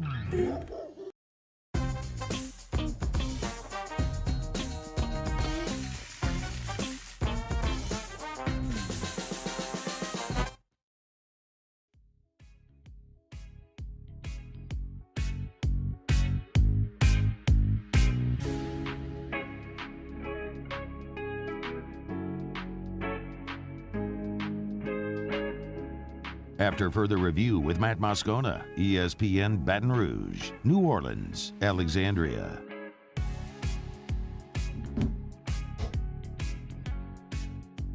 All right, wrapping up hour number 2. We got our winners for the 2 pair of tickets to tonight's game between LSU and Tennessee at the College World Series, courtesy of our friends at Mockler Beverage and Bud Light.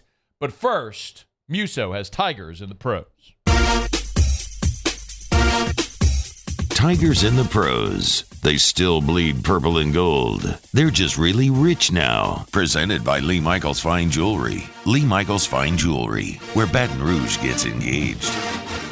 Jeremy Fowler from ESPN, he said on SportsCenter Sunday, the Minnesota Vikings not really in a hurry to sign Justin Jefferson to an extension because of 2 potential hurdles in the way. Number 1, he's only 3 years into a rookie deal that has 2 years left and a 5th-year option, so there's no major rush there. And number 2, the market for receivers, $30 million or more. You look at Tyreek Hill making $30 million, so if they wanted to extend Jefferson now, they probably have to make him the highest-paid non-quarterback in the league. They want to do the deal at some point, just not in a hurry, per ESPN's Jeremy Fowler. Losers. Major League Baseball action from last night. Jake Fraley couple pinch hit rolls. 0 for 2, though, last night was Fraley for the Reds. Did strike out once. 264 on the year with 8 homers and a team-leading 41 RBI for Fraley, fresh off a short stint on the injured list. Alex Bregman last night, 1 for 3 with a single in the game. Also did punch out. The Metropolitans put it on the Houston Astros 11-1 in that one. We'll wrap it up with Alex Lang. Langer got save number 11 last night. 1 shutout inning, 1 perfect inning, we'll just go ahead and say, for Lang. 12 pitches, 7 strikes. Again, 11 saves, 2 holds, and a 3.99 ERA on the season. That is Tigers in the Pros. Presented by Lee Michaels Fine Jewelry, LMFJ.com. That's LMFJ.com for Lee Michaels Fine Jewelry, where Baton Rouge is going to get engaged for more than 30 years. It's Lee Michaels Fine Jewelry with locations corporate in Bocage and in the Mall of Louisiana. It's Lee Michaels Fine Jewelry, where you get exquisite diamonds, sure to thrill her and you always get the Lee Michaels experience. Lee Michaels, fine jewelry. So we put out a call for people to message us who are interested in the tickets for tonight's game, and I got this one. There were two guys, August and Landon, who each sent me a request saying they'd love the tickets. And I got a 30 text from a gentleman named Cade who said, we've got two buddies, August and Landon, who just graduated my class from med school. Both are LSU alums for undergrad and medical school. Both are starting their residencies in Shreveport in a week, and they don't have power at their house in Shreveport because of the storm that went through and tore up the town last week.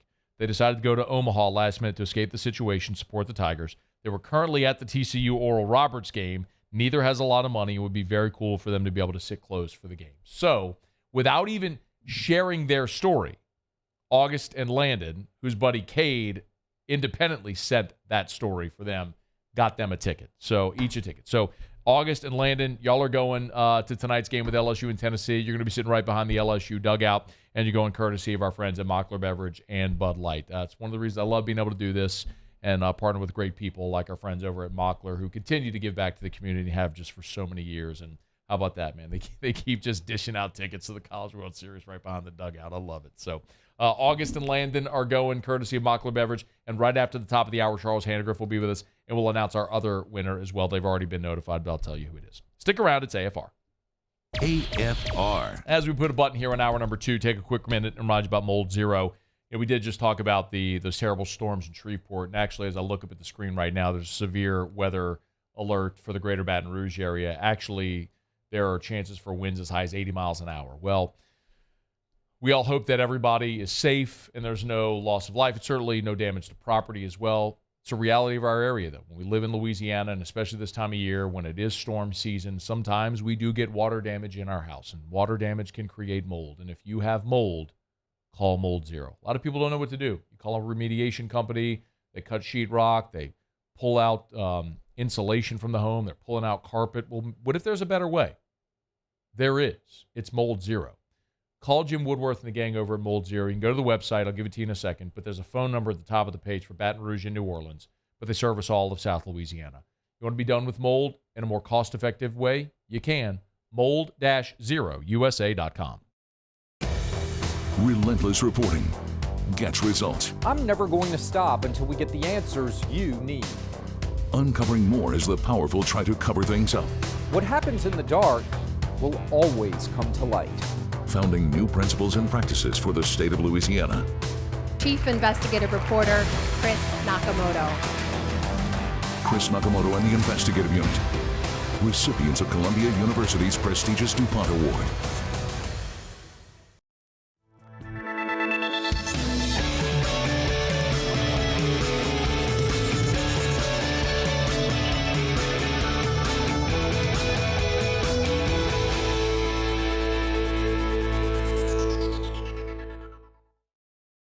Gulf Coast Bank and Trust is giving our customers the power to bank anywhere, anytime during this challenging event. And we're right there with you. Our mobile banking app is a smart way to manage your money and time. Gulf Coast Bank and Trust, the bank that cares about you. Oh, hey, what's up? It's Big D and Bubba, 100.7 The Tiger Morning Show. We'd love for you to join us every weekday, 4 a.m. till 9 a.m. Yeah, everything you want in a show. Country music. We got laughs. We got celebrity in-studio guests. We just need you. Join us every weekday morning, 4 a.m. to 9 a.m., right where it all started. That's right. Louisiana's country station, 100.7 The Tiger. I've been doing business with Luba for 25 years. They're dependable, trustworthy. It's just the attention to detail with our clients. Our folks have years and years of experience. They're highly trained professionals. But many companies have that asset. What I'd like to think makes Luba a bit different is that we use those talents in a way that truly is dedicated to serving the needs of the folks who depend on us. There it is, the extra mile, on the border of expected and extraordinary for those willing to go further, like vans customized for work or play, with safety and tech to keep you connected. Supported by a 5-star sales, service, and finance team, and backed by the 1-star you know. So go the extra mile It's never crowded because so few have what it takes to go there. Mercedes-Benz Vans. When is a taco more than just a taco? When it's Government Taco. Voted best tacos 3 years in a row by 225 Magazine, Government Taco puts the most delicious spin on tacos the capital area has ever seen. With creative combinations like the Magna Carrot, the Filibuster, or the Steak of the Union. Plus perfect tortilla chips paired with the best salsa and queso you've ever had. And happy hour every day from 3 to 6 p.m. and all day on Thursday. Government Taco, 5621 Government Street.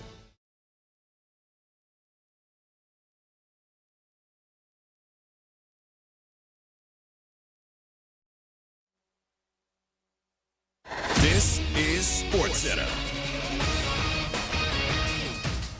I'm Christine Lisi. ESPN's Brian Windhorst told Get Up today there have been productive conversations between the Warriors and Draymond Green about going forward together, but there's no deal in place. Green, as expected, declined his $27.6 million player option, will be a free agent July 1st and able to listen to offers. He likely returns to Golden State, but it will involve some compromise, explains Windhorst. I think he's going to stay a Warrior. I mean, I wouldn't guarantee it because, you got to hash out the money. I don't see how they're not going to be able to, they're going to be able to do it unless they can get Draymond and Clay to consider taking pay cuts. And so Draymond would opt out of 27, maybe take a reduction, and they would give him some years where he could get his guarantee up. Brian Windhorst on Keyshawn J. Will and Max Clay, as in Klay Thompson, is entering the final year of his contract. ESPN's Adrian Wojnarowski reports Kyle Kuzma declined his $13 million player option. He'll become a free agent, will be one of the marketplace's most prominent players, but it's also possible he goes back to Washington. Yankees outfielder Harrison Bader returns from a hamstring strain tonight against the Mariners. ESPN Radio is presented by Progressive Insurance. Progressive can help you protect your home, auto, boat, motorcycle, ATV, and RV, and more. And if something wasn't mentioned that you had in mind, find out if it can be covered at Progressive.com or 1-800-PROGRESSIVE, because it probably can be. Matt Moscona. I'm very important. After further review. Say it one more time. After further review with Matt Moscona. And here we go. ESPN Baton Rouge, New Orleans, Alexandria. Live from the Mercedes-Benz of Baton Rouge studios. That's right.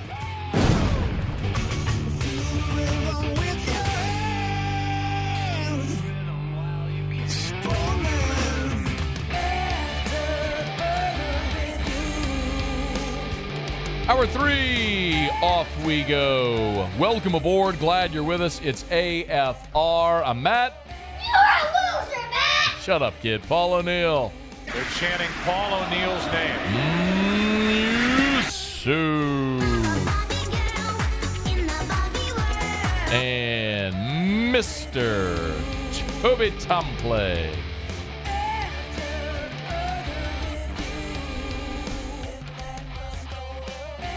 All right, we're here. Glad you are as well. 5 o'clock quitting time. Glad you are driving home with us. We are 1 hour away from first pitch. LSU and Tennessee. They'll do it again for the 5th time this year, 2nd time in Omaha. Hanny's there, courtesy of Rev Business. Been checking in with us and the other shows. He and Jimmy Ott anchoring our coverage from Omaha. Hanny, how are you? Doing good, Scone. How are you? Awesome. How many Jell-O shots have you and the Otter done? All right. Full disclosure here, I intended to do 0. Okay. And we were here with some good friends and decided to donate to the cause because, all this goes to the food bank. Sure. So I think they bought 20, and I think we did 2.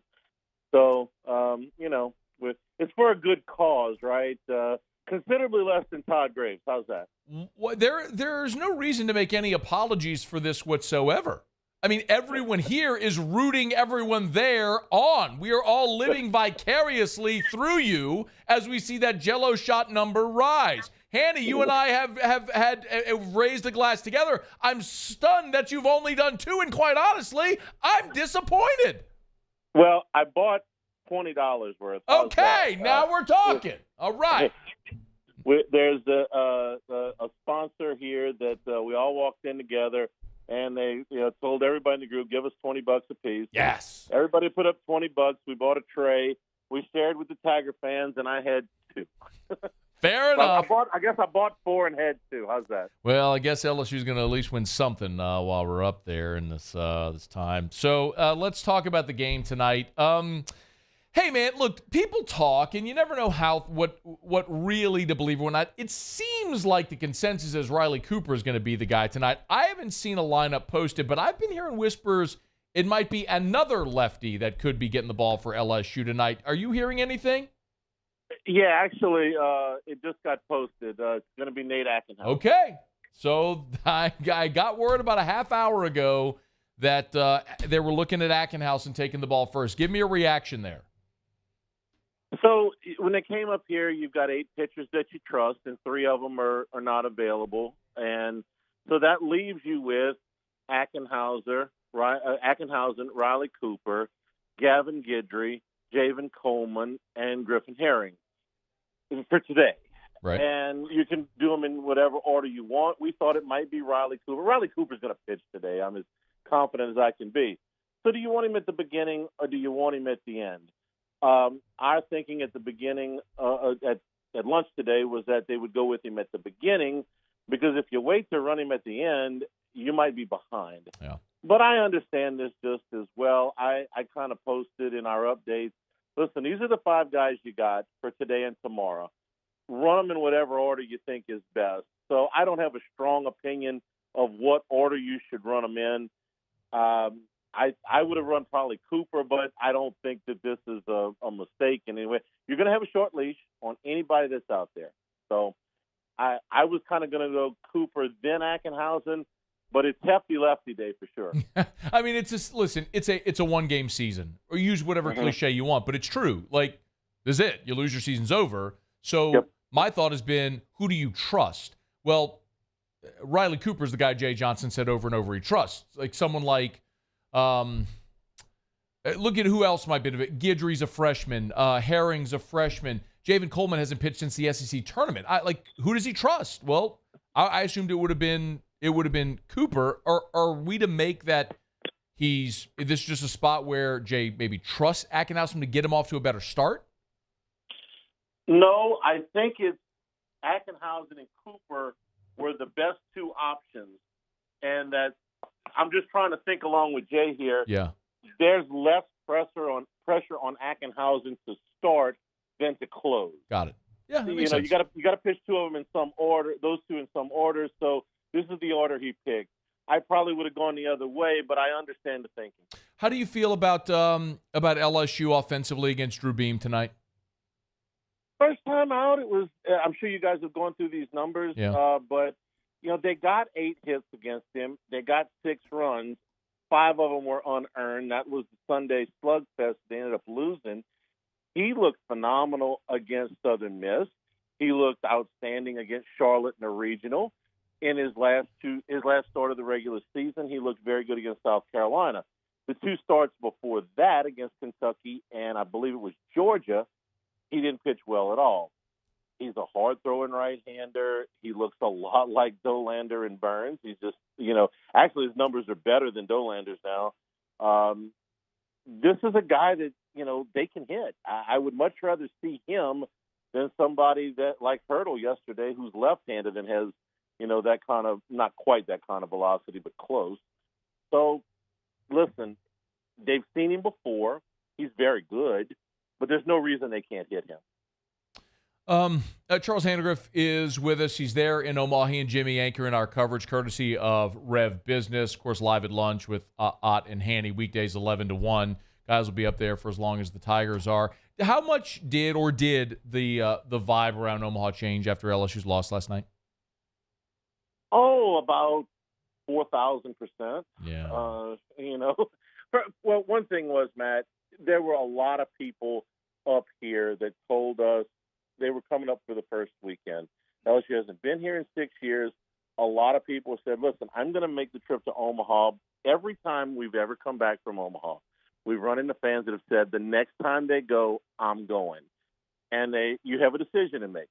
You can go for the first weekend. You can be guaranteed to see LSU play 2 games, or you can roll the dice and wait to see if they make the final and hopefully be up here to see them win a championship. I think a lot of people did the first. which was I'm going to go up there for the first weekend. And that's what I would, whenever anybody asks me, what would you do? I say, come for the first weekend. You're guaranteed to see 2 games, and you'll see all 8 teams here. You see all the different groups of fans. You see all the colors. Omaha really comes out strong that first weekend, the locals, and it's a lot of fun. The second weekend, it's just the hardcore fans of the 2 groups that make it up here. Everybody else is gone, and frankly, by the time you get to the second weekend, the Omaha locals are, God, this has been great. It's time for you people to go home. And so you got a lot of people got up and went to the airport this morning. I got it. Well, are you there at Charles Schwab Field right now? No, we're still at the hotel, but we're like 4 minutes away right across the bridge. So we're still at the hotel right now. I was just curious if you had any sense of what the numbers might look like at the stadium tonight. Like, do we expect it'll be a packed house? Do we expect a 70-30 LSU crowd for this game? I don't expect a packed house, especially with the number of people that have gone home. Tennessee didn't bring that many people here to start with. That was the one big surprise to me. I was a little surprised at how many people Wake Forest brought, but I was a lot surprised at how few people Tennessee brought. I thought that they would be followed much stronger. The first game was, just based on what I saw on TV, probably maybe a little bit around 2/3 of the way full. I think it'll be a little bit better than that tonight. It's hot out there. So, again, the locals make up a lot more of the crowd than at this point in the week than either of the 2 teams do. So my guess is that stadium will be about 3/4 to 80% full tonight, and it'll probably be about 3 or 4 to 1 LSU because none of the locals are pulling for Tennessee. They're pulling for LSU. So you'll still have a big difference, but not quite as big as the first game. Hey, before you go, and we'll have Jimmy at the end of the show for Otter Locks, but give me a thought on the line tonight. LSU is favored in this game at minus on the run line. They're plus 135 on the money line. Tigers are minus 125. The Vols are minus 105. Give me a thought on what Vegas. That's at DraftKings. Give me a thought on what the odds makers are doing here. Tennessee should be favored. Drew Beam is better than Nate Ackenhausen. Ackenhausen hasn't started a game all year. Beam started 16. I mean, he started every game in Southeastern Conference play. He's, a very highly thought of draft prospect. And, the offenses are kind of a wash at this point. And plus the wind is howling in. It's going to take a gargantuan shot to get one out of there. I don't think anybody's hitting a home run tonight. Okay. So Tennessee should be favored. I'm sure that Vegas's line is predicated on the fact that LSU has more public support. They're a more public team. But frankly, from a baseball standpoint, the starting pitchers, Tennessee should be favored. He is Charles Hanagriff, live at lunch with Otter and Haney, weekdays 11 to 1, right here on 104.5 ESPN Baton Rouge. If you're listening to any of our affiliates outside of Baton Rouge or watching on TV, of course, 1045ESPN.com or the 104.5 app, you can listen to the guys for free anywhere. All right, man, we appreciate it. Enjoy the game tonight. Hopefully, y'all will stand a little longer up there. All right, Scone. Thanks a lot. All right, man. We'll see you. That's Charles Hanagriff. Of course, our coverage with Ott and Haney there in Omaha. Brought to you by Rev Business. You can go to letsrev.com. Let's R-E-V. That's formerly E-Tel. Of course, they're rebranded as Rev, and they've been great partners of ours, so we appreciate all of our friends over at Rev Business. Let's Rev. It's after further review. As I sit here in studio, I can hear the thunder cracking outside of our studios. I know the weather's getting really bad. I just saw a severe weather alert. Actually, like literally on the screens here in studio, there's a severe weather alert right now in EBR and a lot of the surrounding areas. Understand that down in Laplace, they had reports of 80-mile-an-hour winds. Storm season is upon us. Just implore everybody to be safe. And I'll remind you, if you do have roof damage, love to help you out at HUDCO Roofing, HUDCOroofing.com. During this legislative session, the thing that I've been telling you about for some time did, in fact, pass with respect to fortified roofing. This has become standard in a lot of states along the coast. Fortified adds extra layers of protection to your roof to prevent water damage if you have roof damage. So, and with a fortified roof, you can save as much as 52% on your homeowner's insurance, depending on who your policy is with. You got to learn about this, y'all. And HUDCO has been doing fortified roofs for a long time now, and we were literally the first Louisiana-based roofing company to offer to be a certified, fortified roofing company. So if you had hail this weekend, if you're part of this severe weather coming through right now, roof repairs, roof replacements, you need a blue tarp or anything like that, we'd love to help you out. Literally every corner of the state we touch. If you're in the 337, the 504, the 225, the 318, the 985, we can help you out. HUDCO Roofing, HUDCOroofing.com. Do business with someone you know. That's us. That's HUDCO Roofing and HUDCOroofing.com. Okay, y'all, it's after further review. We appreciate Handy for being here with us for a couple of minutes. We'll let you hear a little from Jay Johnson and Tony Vitello as we're about 45 minutes away from first pitch. LSU and Tennessee. We will run through the starting lineup. If you missed the news just a bit ago, it will be Nate Ackenhausen getting the ball for the Tigers. We'll react to that decision when we return here on AFR. AFR. Well, when the weather's coming through like this, not actually a great time to get out in the garden and plant something. But when the sky's clear and the sun is shining and the sky is blue, boy, it is beautiful this time of year to enjoy your outdoor spaces. Father's Day was this past weekend. We had the whole family over, and I tell you, whenever you have the whole family over and you're swimming outside and you've got full flower beds and your patio pots are full of those knockout roses or the dipplotinias or whatever your favorite summertime flower is, they add so much color and life and beauty and vibrance to your outdoor space. Clegg's has been helping people in Baton Rouge do that for more than 60 years. 4 locations: Segan near Airline, LA 16 in Denham, the Mid-City location on Donmore. Turn off of Florida onto Donmore. It's right there on the right. And then, of course, the Garden Center on Greenwell Springs. If you're on Greenwell Springs Road and you're leaving Central, just when you pass the Central sign, it's on your right. You can't miss it. It's Clegg's Nursery. Buy local, shop local. Tell them Matt sent you to Clegg's Nursery. There it is, the extra mile, on the border of expected and extraordinary, for those willing to go further, like vans customized for work or play, with safety and tech to keep you connected, supported by a 5-star sales, service, and finance team, and backed by the 1-star you know. So go the extra mile. It's never crowded, because so few have what it takes to go there. Mercedes-Benz Vans. The importance of doing this fortified program and offering it to people down here is, number one, the only real chance you're going to get to do this is when you put on a new roof or build new.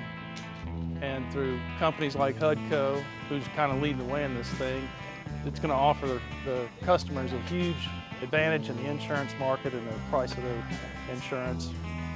You know, we're not looking to make a fortune off fortifying. We're trying to give you a better product than our competitor at the moment. I'm trying to do something that he can. I'm trying to give you something better. So a lot of these insurance jobs, you're getting a re-roof, you're only paying your deductible. Let's sit down and talk about the fortified and let's see what it does to your insurance premium. You're getting a steal. Yeah. You're getting a brand new roof and a fortified certificate for your deductible, essentially. And I think we're rocking and rolling.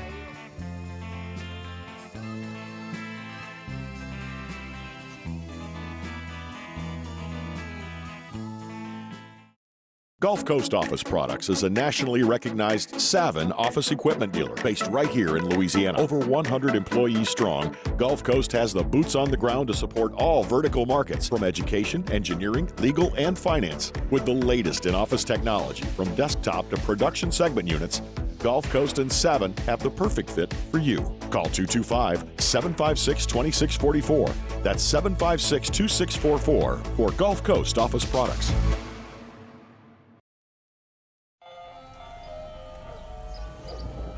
Hey there, little buddy. What's the matter? What's the matter? My windows, siding, and my door. That's what's the matter. Relief Windows can fix all of that. I got you. Pop, pop. What's up?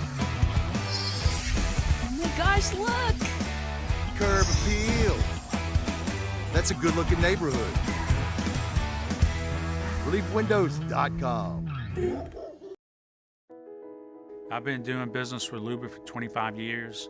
They're dependable, trustworthy. It's just the attention to detail with our clients. Our folks have years and years of experience. They're highly trained professionals. But many companies have that asset. What I'd like to think makes Luba a bit different is that we use those talents in a way that truly is dedicated to serving the needs.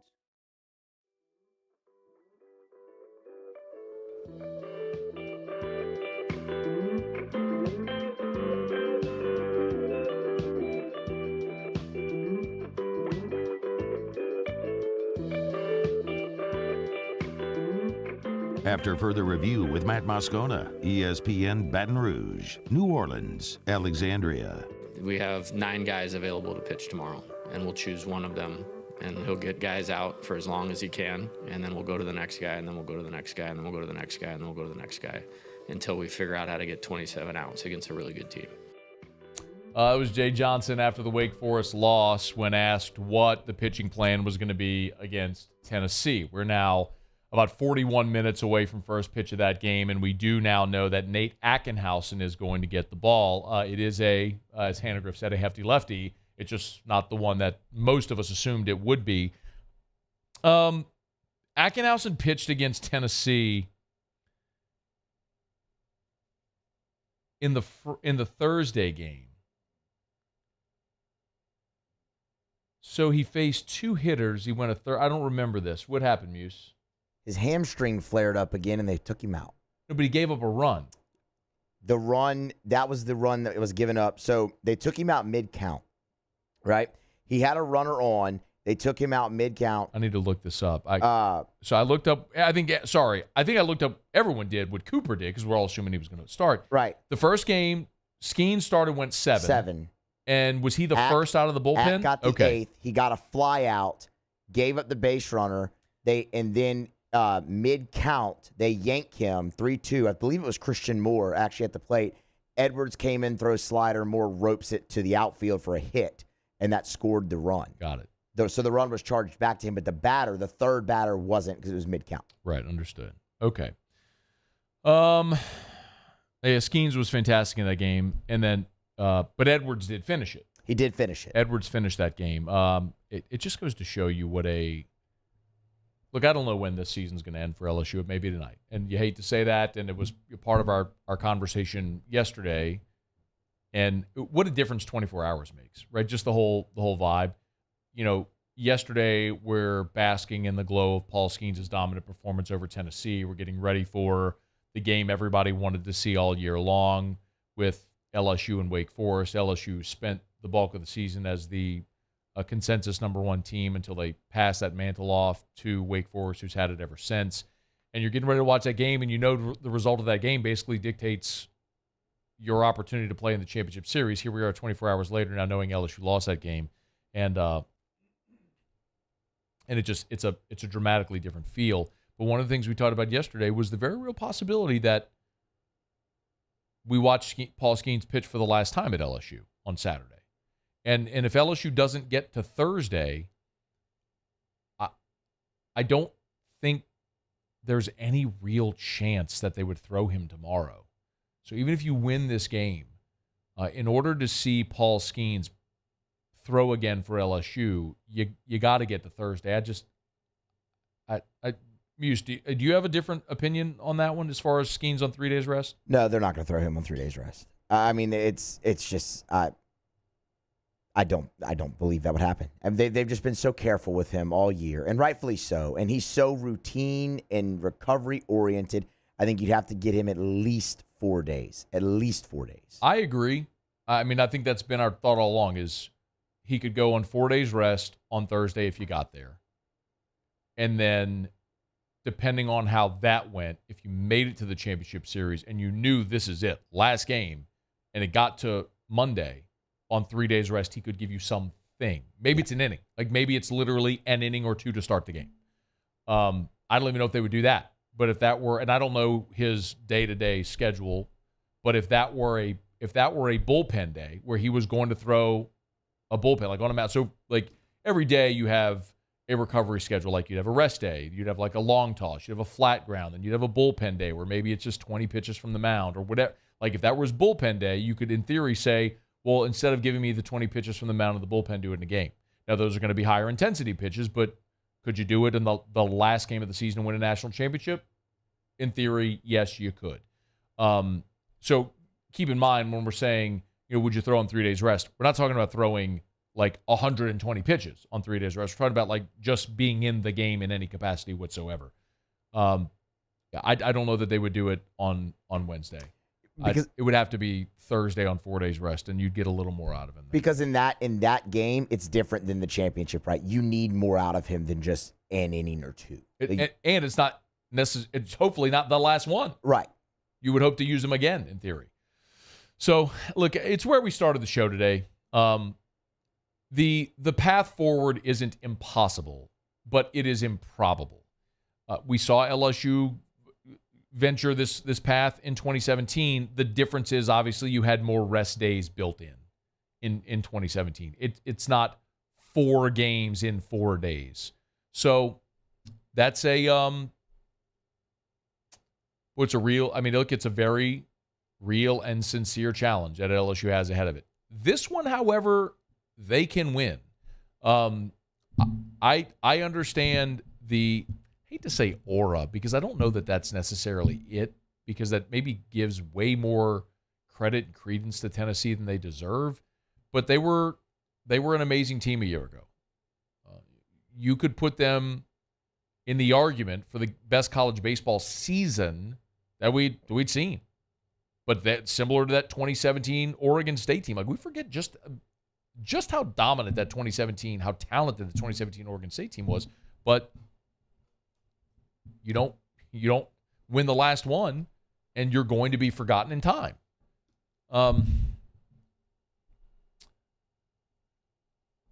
But it is doable. It is doable to get through it. It's highly improbable considering what you're going to have to go through. But for me, maybe more than anything right now, and again, I don't want to come across as like the super negative Debbie Downer. I know some of y'all are going to roll your eyes at that. I'm just honest. But the reality is that has been my point on this team all year. I have been nothing if not consistent. That I thought LSU was the most talented team in the country, and they're capable of beating anybody in the country. But college baseball teams are built to play a 3-game weekend and a midweek game where you get guys experience and run, and that's how you build your roster, is to play a 56-game season, a 30-game SEC season, to win as many games as you can to make sure your postseason runs through Baton Rouge. That's how you build your roster. You don't build your roster to try to win 4 games in 4 days in Omaha, 5 games in 6 days, or 7 games in 9 days. You don't build a roster like that in college. You don't play that many games. You don't have that many roster spots. You can't go into your farm system and call up a starter if you need one. It's just not how it works. So it's why winning the first 2 is so important. But the 2 teams in this field that have the depth of their pitching staff to do it were Wake Forest and Tennessee.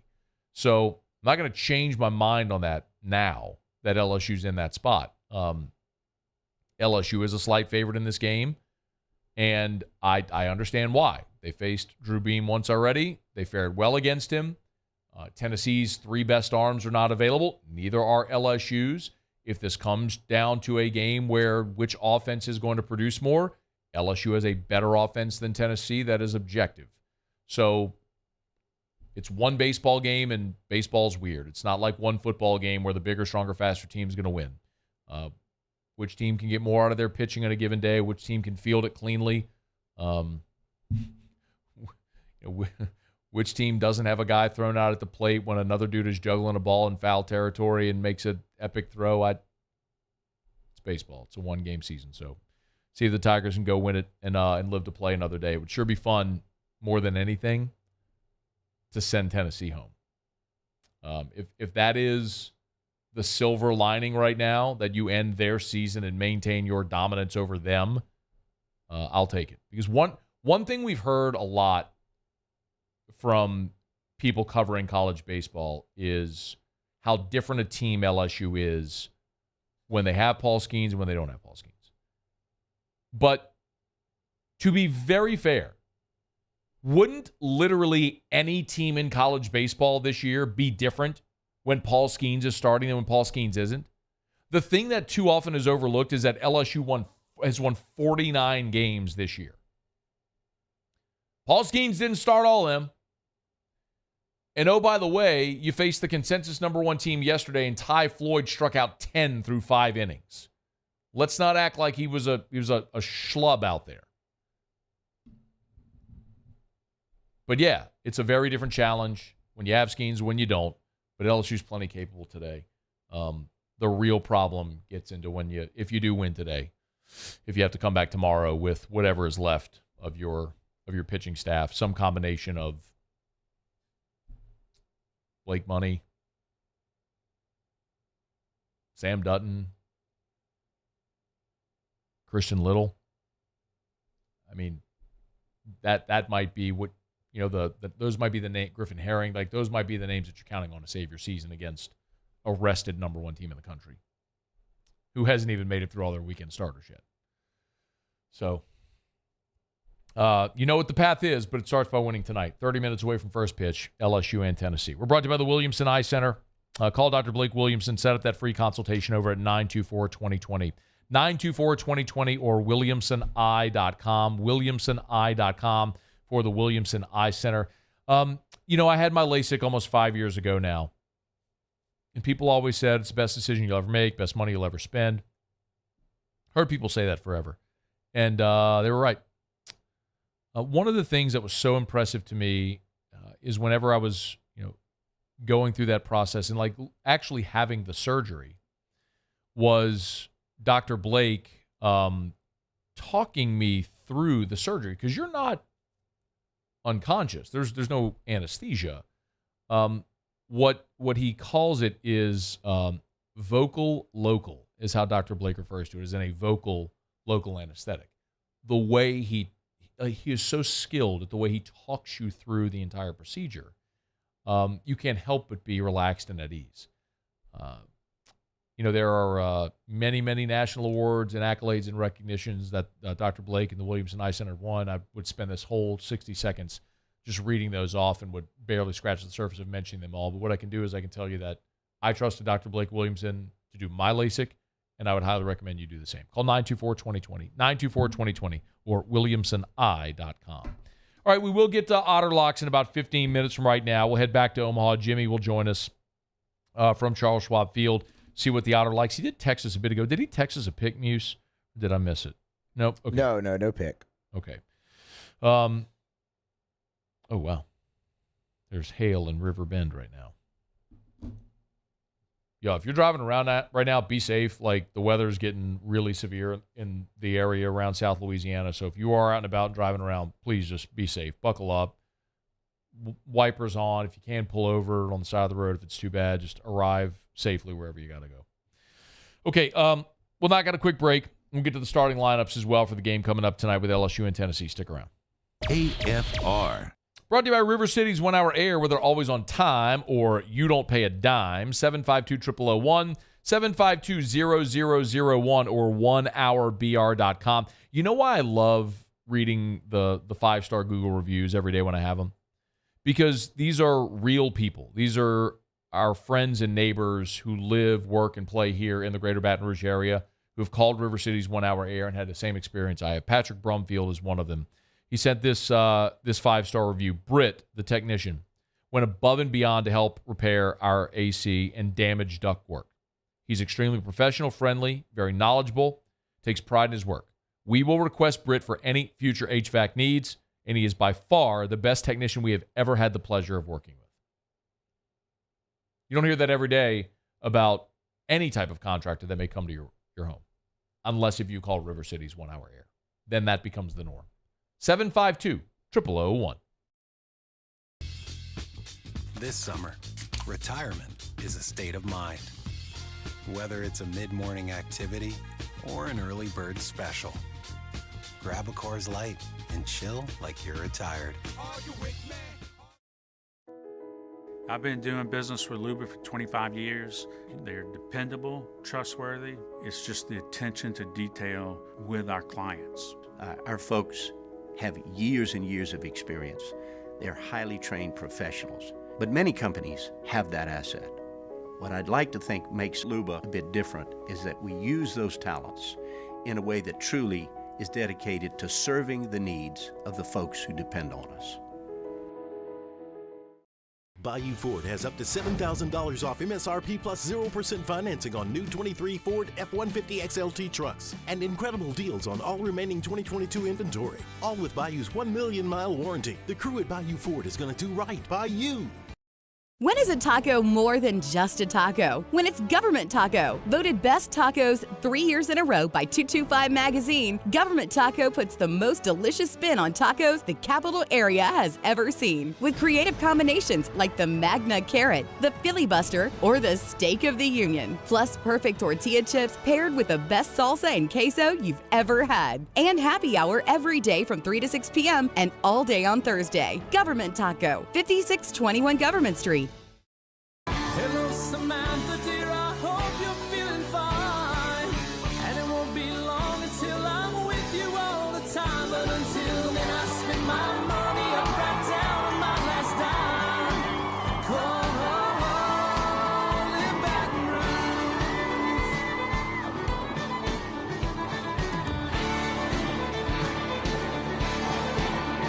I'm ready, what you put me on through. Gotta send my love down the There it is, the extra mile, on the border of expected and extraordinary for those willing to go further, like vans customized for work or play, with safety and tech to keep you connected, supported by a 5-star sales, service, and finance team, and backed by the 1-star you know. So go the extra mile. It's never crowded, because so few have what it takes to go there. Mercedes-Benz Vans.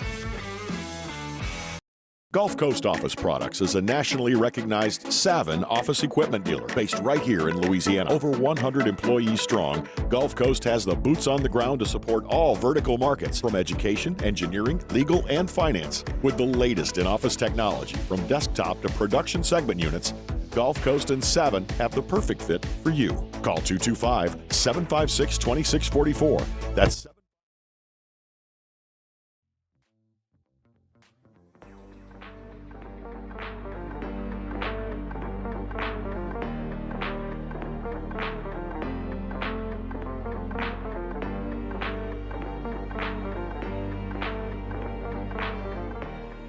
After further review with Matt Moscona, ESPN Baton Rouge, New Orleans, Alexandria.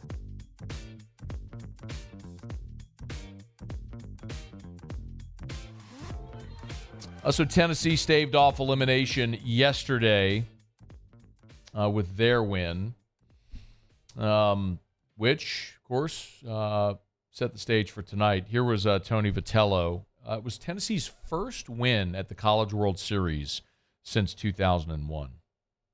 Anytime there's a bridge to the history, it's a big deal for us. We invested a lot of time in kind of researching Coach Delmonico's time on Rocky Top and the 2005 team, but also Burke's team, and then Todd Helton's group. They've helped us a bunch. So anything kind of excites us that serves as a bridge between us and success in the past. I mean, Tennessee in general is a place, Pat Summit, you name it, a very proud tradition. And then for today, to be honest with you, our little theme we've had all year long because of tough times is just keep pushing forward. So this is one more day we get to keep pushing forward, and then a win is nice, but you need more than one win at this place to get too excited about wins. It's more about this group getting to be together another day or two.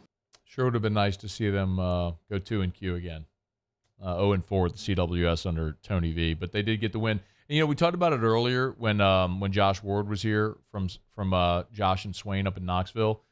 And I was on their show earlier today, and then Josh reciprocated, came on with us, and he asked me, as the last question of my interview with them, how do LSU fans feel about Tennessee? And I was just very honest with the way people here feel. But my sort of addendum was, it feels like a rivalry is brewing in the SEC, which you don't really see many SEC baseball rivalries, or any college baseball rivalries for that matter. But a lot of them, it has to be built organically, and this may be what we're starting to see here with LSU and Tennessee. One of those teams is going to end the other season tonight. And if you're an LSU fan, you know it would mean a little bit more, being that it would be Tennessee season that you'd possibly be ending. Lineups are posted, so let's run through this. And there are a couple of changes in the lineup. Hayden Travinski is out of the lineup. Alex Milazzo will start behind the plate. And Gavin Dugas moves from the 7-hole up to the cleanup spot, replacing Travinski where he was batting behind Trey Morgan. So here you go. And this is Leah Van tweeted the lineup, which is there at the press box at Charles Schwab Field. So let's run through it. Dylan Cruz will lead off and play center. Tommy White will bat second and play third. Trey Morgan will bat third and play first. Gavin Dugas, as we mentioned, batting cleanup and at second base. Cade Beloso will bat fifth and DH. Jordan Thompson moves up in the order to the sixth hole. He will play short. Braden Jobert will bat seventh and play right. Alex Milazzo will catch and bat eighth. And then Josh Pearson there in the 9-hole playing left. So Cruz, White, Morgan, Dugas, Beloso, Thompson, Jobert, Milazzo, Pearson is your lineup tonight. Cruz, White, Morgan, Dugas, Beloso, Thompson, Jobert, Milazzo, Pearson, your starting lineup. Muse, jump in here. Give me a reaction to the decision with I guess the biggest one, obviously, is taking Hayden Travinski out of the lineup and starting Alex Milazzo. Yeah, so, I mean, I think it immediately goes back to something that Haney said when he was here, that the wind is just, again, blowing in tremendously, and it's going to be hard to run one out of there. It's a stark contrast to what we've seen the first weekend of the College World Series. I think they're going defense instead of offense there. It's not something that Jay does very often. I mean, and to take a bat like Travinski out that has been super hot completely down the stretch for LSU, maybe not the performance you expected from him in Omaha, but everything leading up to that since he was inserted against Ole Miss has been fantastic. But this is, for me, very obviously a defensive play over offense with the wind blowing in and knowing that you might have a few different guys on the mound. You want the better backstop behind there, and you'll sacrifice one bat in your lineup. And really, Milazzo's hitting, 295 or something like that? I mean, he might be able to get you something. He's one of your better bunters. I mean, there's some perks that chill. There's some perks in there. By the way, many thanks to Wake Forest last night for ignoring my advice to never bunt, because they did pop up a bunt to third base yesterday. They did. Idiots. Don't bunt. It's stupid. So just to echo the point, I think the key of what you said there is you're just sacrificing one bat. Because when we've seen Jay Johnson make defensive replacements, which we have seen him do throughout this season, that's been really a key of what they've done. We've seen it at catcher. Of late, we've seen it at second, where they've replaced Gavin Dugas with Ben DePolt. And at times this year, we've seen it with Braden Jobert as well in the outfield, where they've replaced Jobert with Paxton Kling. If you were going straight defense, you would have to replace all three of those guys. It is unconscionable in this game to take out Travinski, Dugas, and Jobert. You just simply wouldn't do it. To Muso's point about Travinski of late, here at the College World Series, he is 0 for. He was 0 for 3 against Tennessee, and he did have a walk, though, in the Tennessee game. He scored, and he was 0 for 4 with 2 strikeouts. So 0 for 7 in the College World Series. If his bat was scorching in these first 2 games, I would imagine Jay would stick with him. But because small sample, but it's what it is, and if you do feel like you'd like it, if runs are going to be at a premium, and you have the possibility of, we think we're going to see a lot of different pitchers. You have the catcher in there that's better at managing your staff, who's better at framing pitches, getting borderline calls, blocking up balls, all the things that go into being a defensive catcher that aren't always in the box score. That makes sense. I will be interested to hear the explanation after the game. I think you're right, considering it's not only a day where the wind's blowing in, but it's also a day where, I mean, you do have to put defense at a premium in this spot. Do you think he'll finish the game, Milazzo, behind the plate? I do. I mean, not seeing a pitch yet, yes. I mean, obviously things happen in a game that maybe not, but I do. And, I mean, that's the thing. Your season's on the line, too, right? I mean, if LSU beats Wake Forest last night, they're 2-0, and whoever would have won this game comes in, Hayden Travinski's catching the game on Wednesday. Like, if LSU's 2-0. I do believe that. Oh, I completely agree. Yes. So, I mean, the part of it being, sorry, I guess I could have been a little bit more clear there. The part of it being elimination game, like, season on the line, win or go home. Yeah, you put defense at a premium defensive position as well, forward. Catcher's a premium defensive position? Yeah. Yeah, it is. It just does underscore, like, a lot of the, obviously there's just a lot of the conversation and debate that's happened. And by the way, I have very firmly been in the corner of Hayden Travinski needs to be in your lineup every day. This is very much an outlier circumstance. It is odd, though, when you see the fact that this is your season. This is you are now playing a one-game season, and to choose defense in that spot over a bat, where I believe firmly that this is a game where LSU is going to have to get Drew Beam out of the game early. Like, you go and score early and get into their bullpen by the fourth inning. And Tennessee has good arms still available. That's one of the strengths of their team. It's probably the strength of their team, is that they do have a deep pitching staff. But if you make them press offensively, that just the advantage shifts tremendously toward LSU. So see if the offense can get going there early in this one against Tennessee. 15 minutes away from first pitch, Tigers and Vols. We're brought to you by the Aesthetic Medicine and Anti-Aging Clinics of Louisiana. Bluebonnet in Baton Rouge, Ambassador Caffrey in Lafayette, and online at theantiagingclinics.com. That's theantiagingclinics.com. Again, two things to remind you. We have 10 days left in the month. Today's the 20th. Of course, there are 30 days in June, so 10 days left in the month. All this month, buy 4 laser hair removal treatments, get 2 free. Gentlemen, you want to be done with back hair, shoulder hair forever? Tired of going to the beach and basically wearing a sweater when your shirt's off? They can help. TheAntiAgingClinics.com. Laser hair removal, by the way, is virtually pain-free if you've never had it done. I've done it before, and if you string together treatments, you can really thin the hair and extend the amount of time between times you may have to shave it. But you do enough treatments in succession. This obviously depends on surface area, the thickness of the hair. That's why you go for a consultation. But you can rid your body of that hair forever. TheAntiAgingClinics.com to learn more. TheAntiAgingClinics.com. All right, y'all, it is after further review. Been a really good show. We appreciate y'all for hanging out with us. If you're watching on YouTube, thanks a ton. Smash that like button. If you're on WBTR, thank you so much for finding us. Tell a friend. We do have a TV option every single day. Cable 19 in Baton Rouge, Rev 144, and 36.1 on the antenna. So we appreciate everybody. Our New Orleans affiliate, our Alexandria affiliate. And starting Monday, Lafayette and Lake Charles fired up for it. ESPN 103.7 Lafayette, ESPN 104.1 in Lake Charles. Tell a friend if they're in Southwest Louisiana. AFR is coming to the 337 starting on Monday. All right, final break of the show, y'all. We'll come back with a little Otter Locks, find out what we're betting on tonight. Stick around here. It's AFR.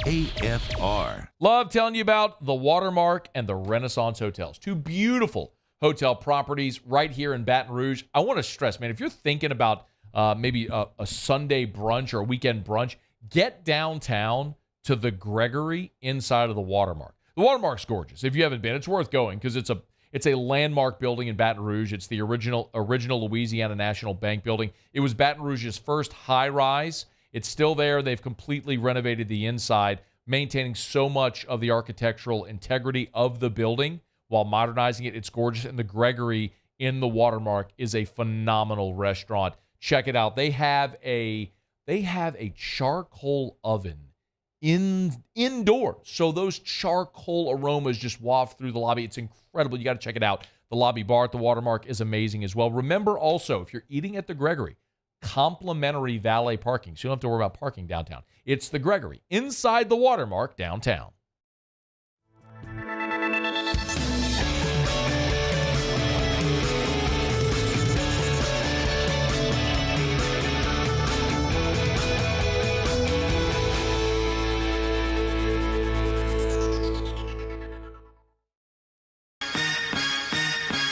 Turn my music high, high, high, high, yeah. You don't know what you're doing. Sure I do. I'm from the streets where the hood can swallow on me. Bullets will follow on me.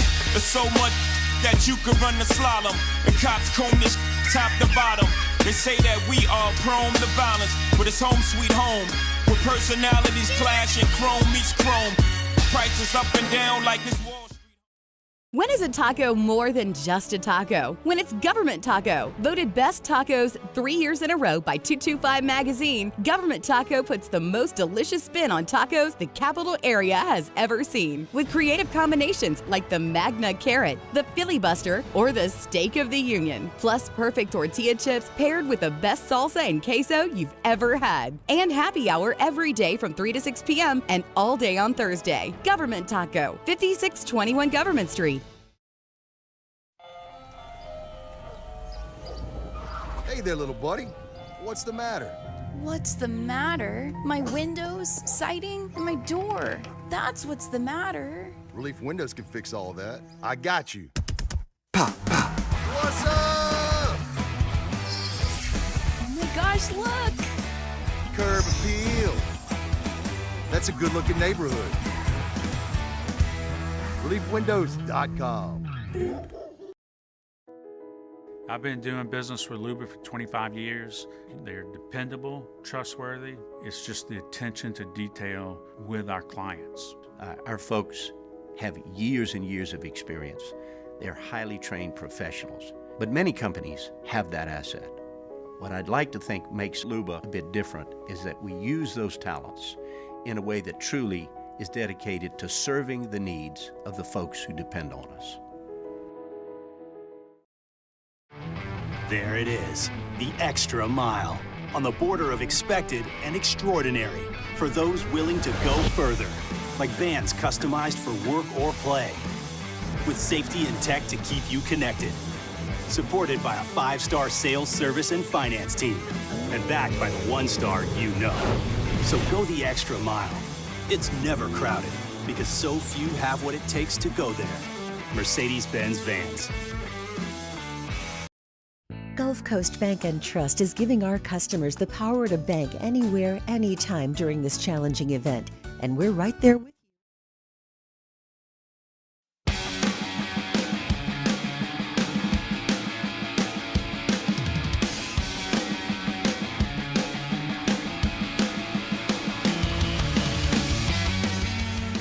After further review with Matt Moscona, ESPN Baton Rouge, New Orleans, Alexandria. Down the stretch we come, final segment here on a Tuesday edition of AFR. One thing left to do, find out what we're betting on tonight.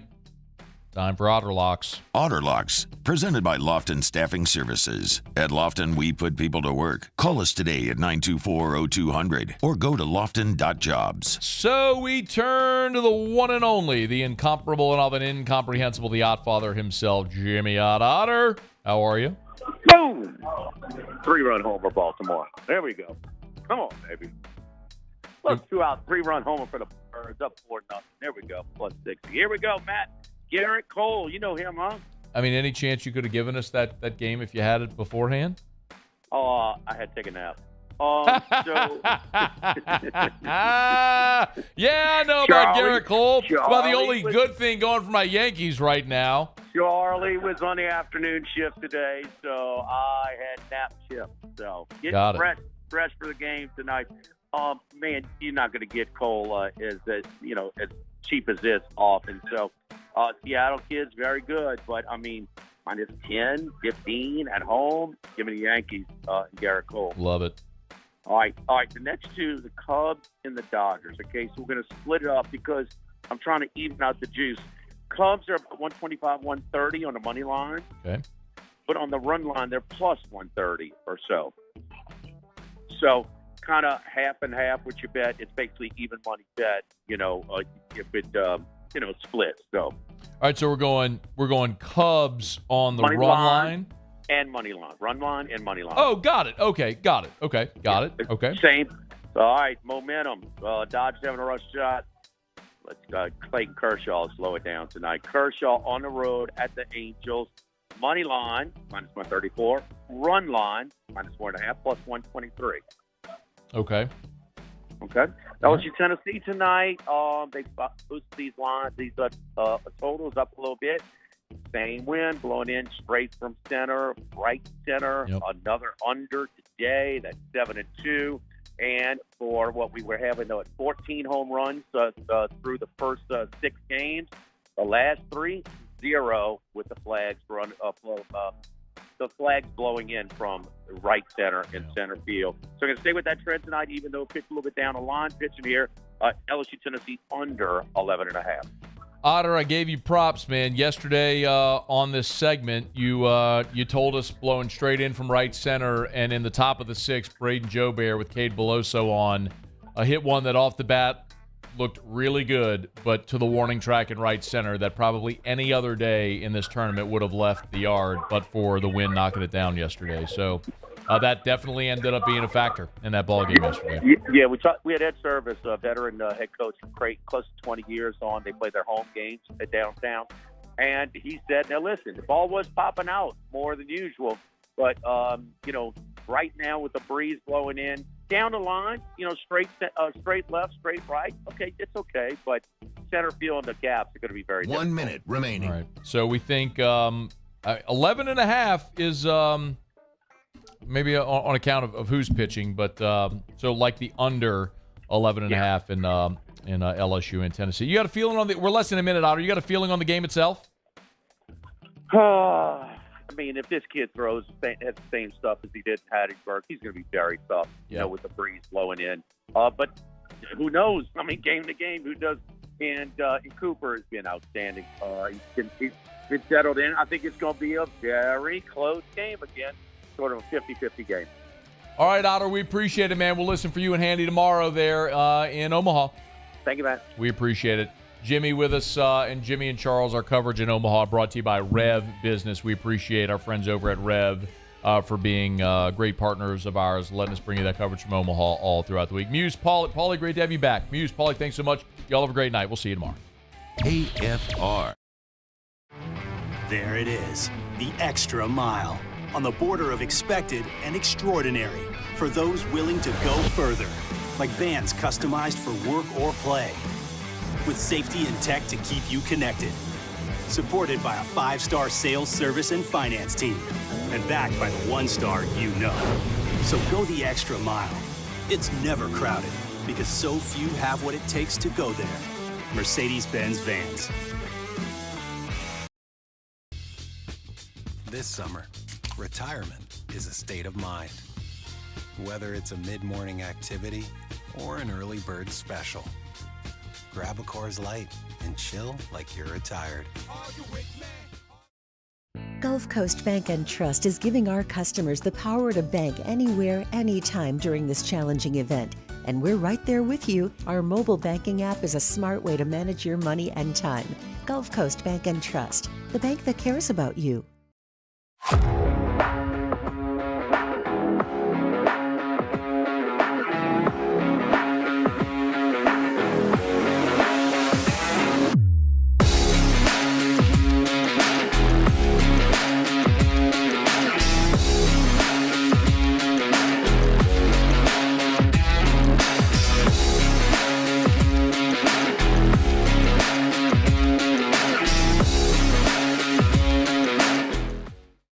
Gulf Coast Office Products is a nationally recognized Saban office equipment dealer based right here in Louisiana. Over 100 employees strong, Gulf Coast has the boots on the ground to support all vertical markets, from education, engineering, legal, and finance. With the latest in office technology, from desktop to production segment units, Gulf Coast and Saban have the perfect fit for you. Call 225-756-2644. That's 756-2644 for Gulf Coast Office Products. When is a taco more than just a taco? When it's Government Taco. Voted best tacos 3 years in a row by 225 Magazine, Government Taco puts the most delicious spin on tacos the capital area has ever seen. With creative combinations like the Magna Carrot, the Filibuster, or the Steak of the Union. Plus perfect tortilla chips paired with the best salsa and queso you've ever had. And happy hour every day from 3 to 6 p.m. and all day on Thursday. Government Taco, 5621 Government Street. Hey there, little buddy. What's the matter? What's the matter? My windows, siding, and my door. That's what's the matter. Relief Windows can fix all that. I got you. Pop, pop. What's up? Oh my gosh, look! Curb appeal. That's a good-looking neighborhood. ReliefWindows.com.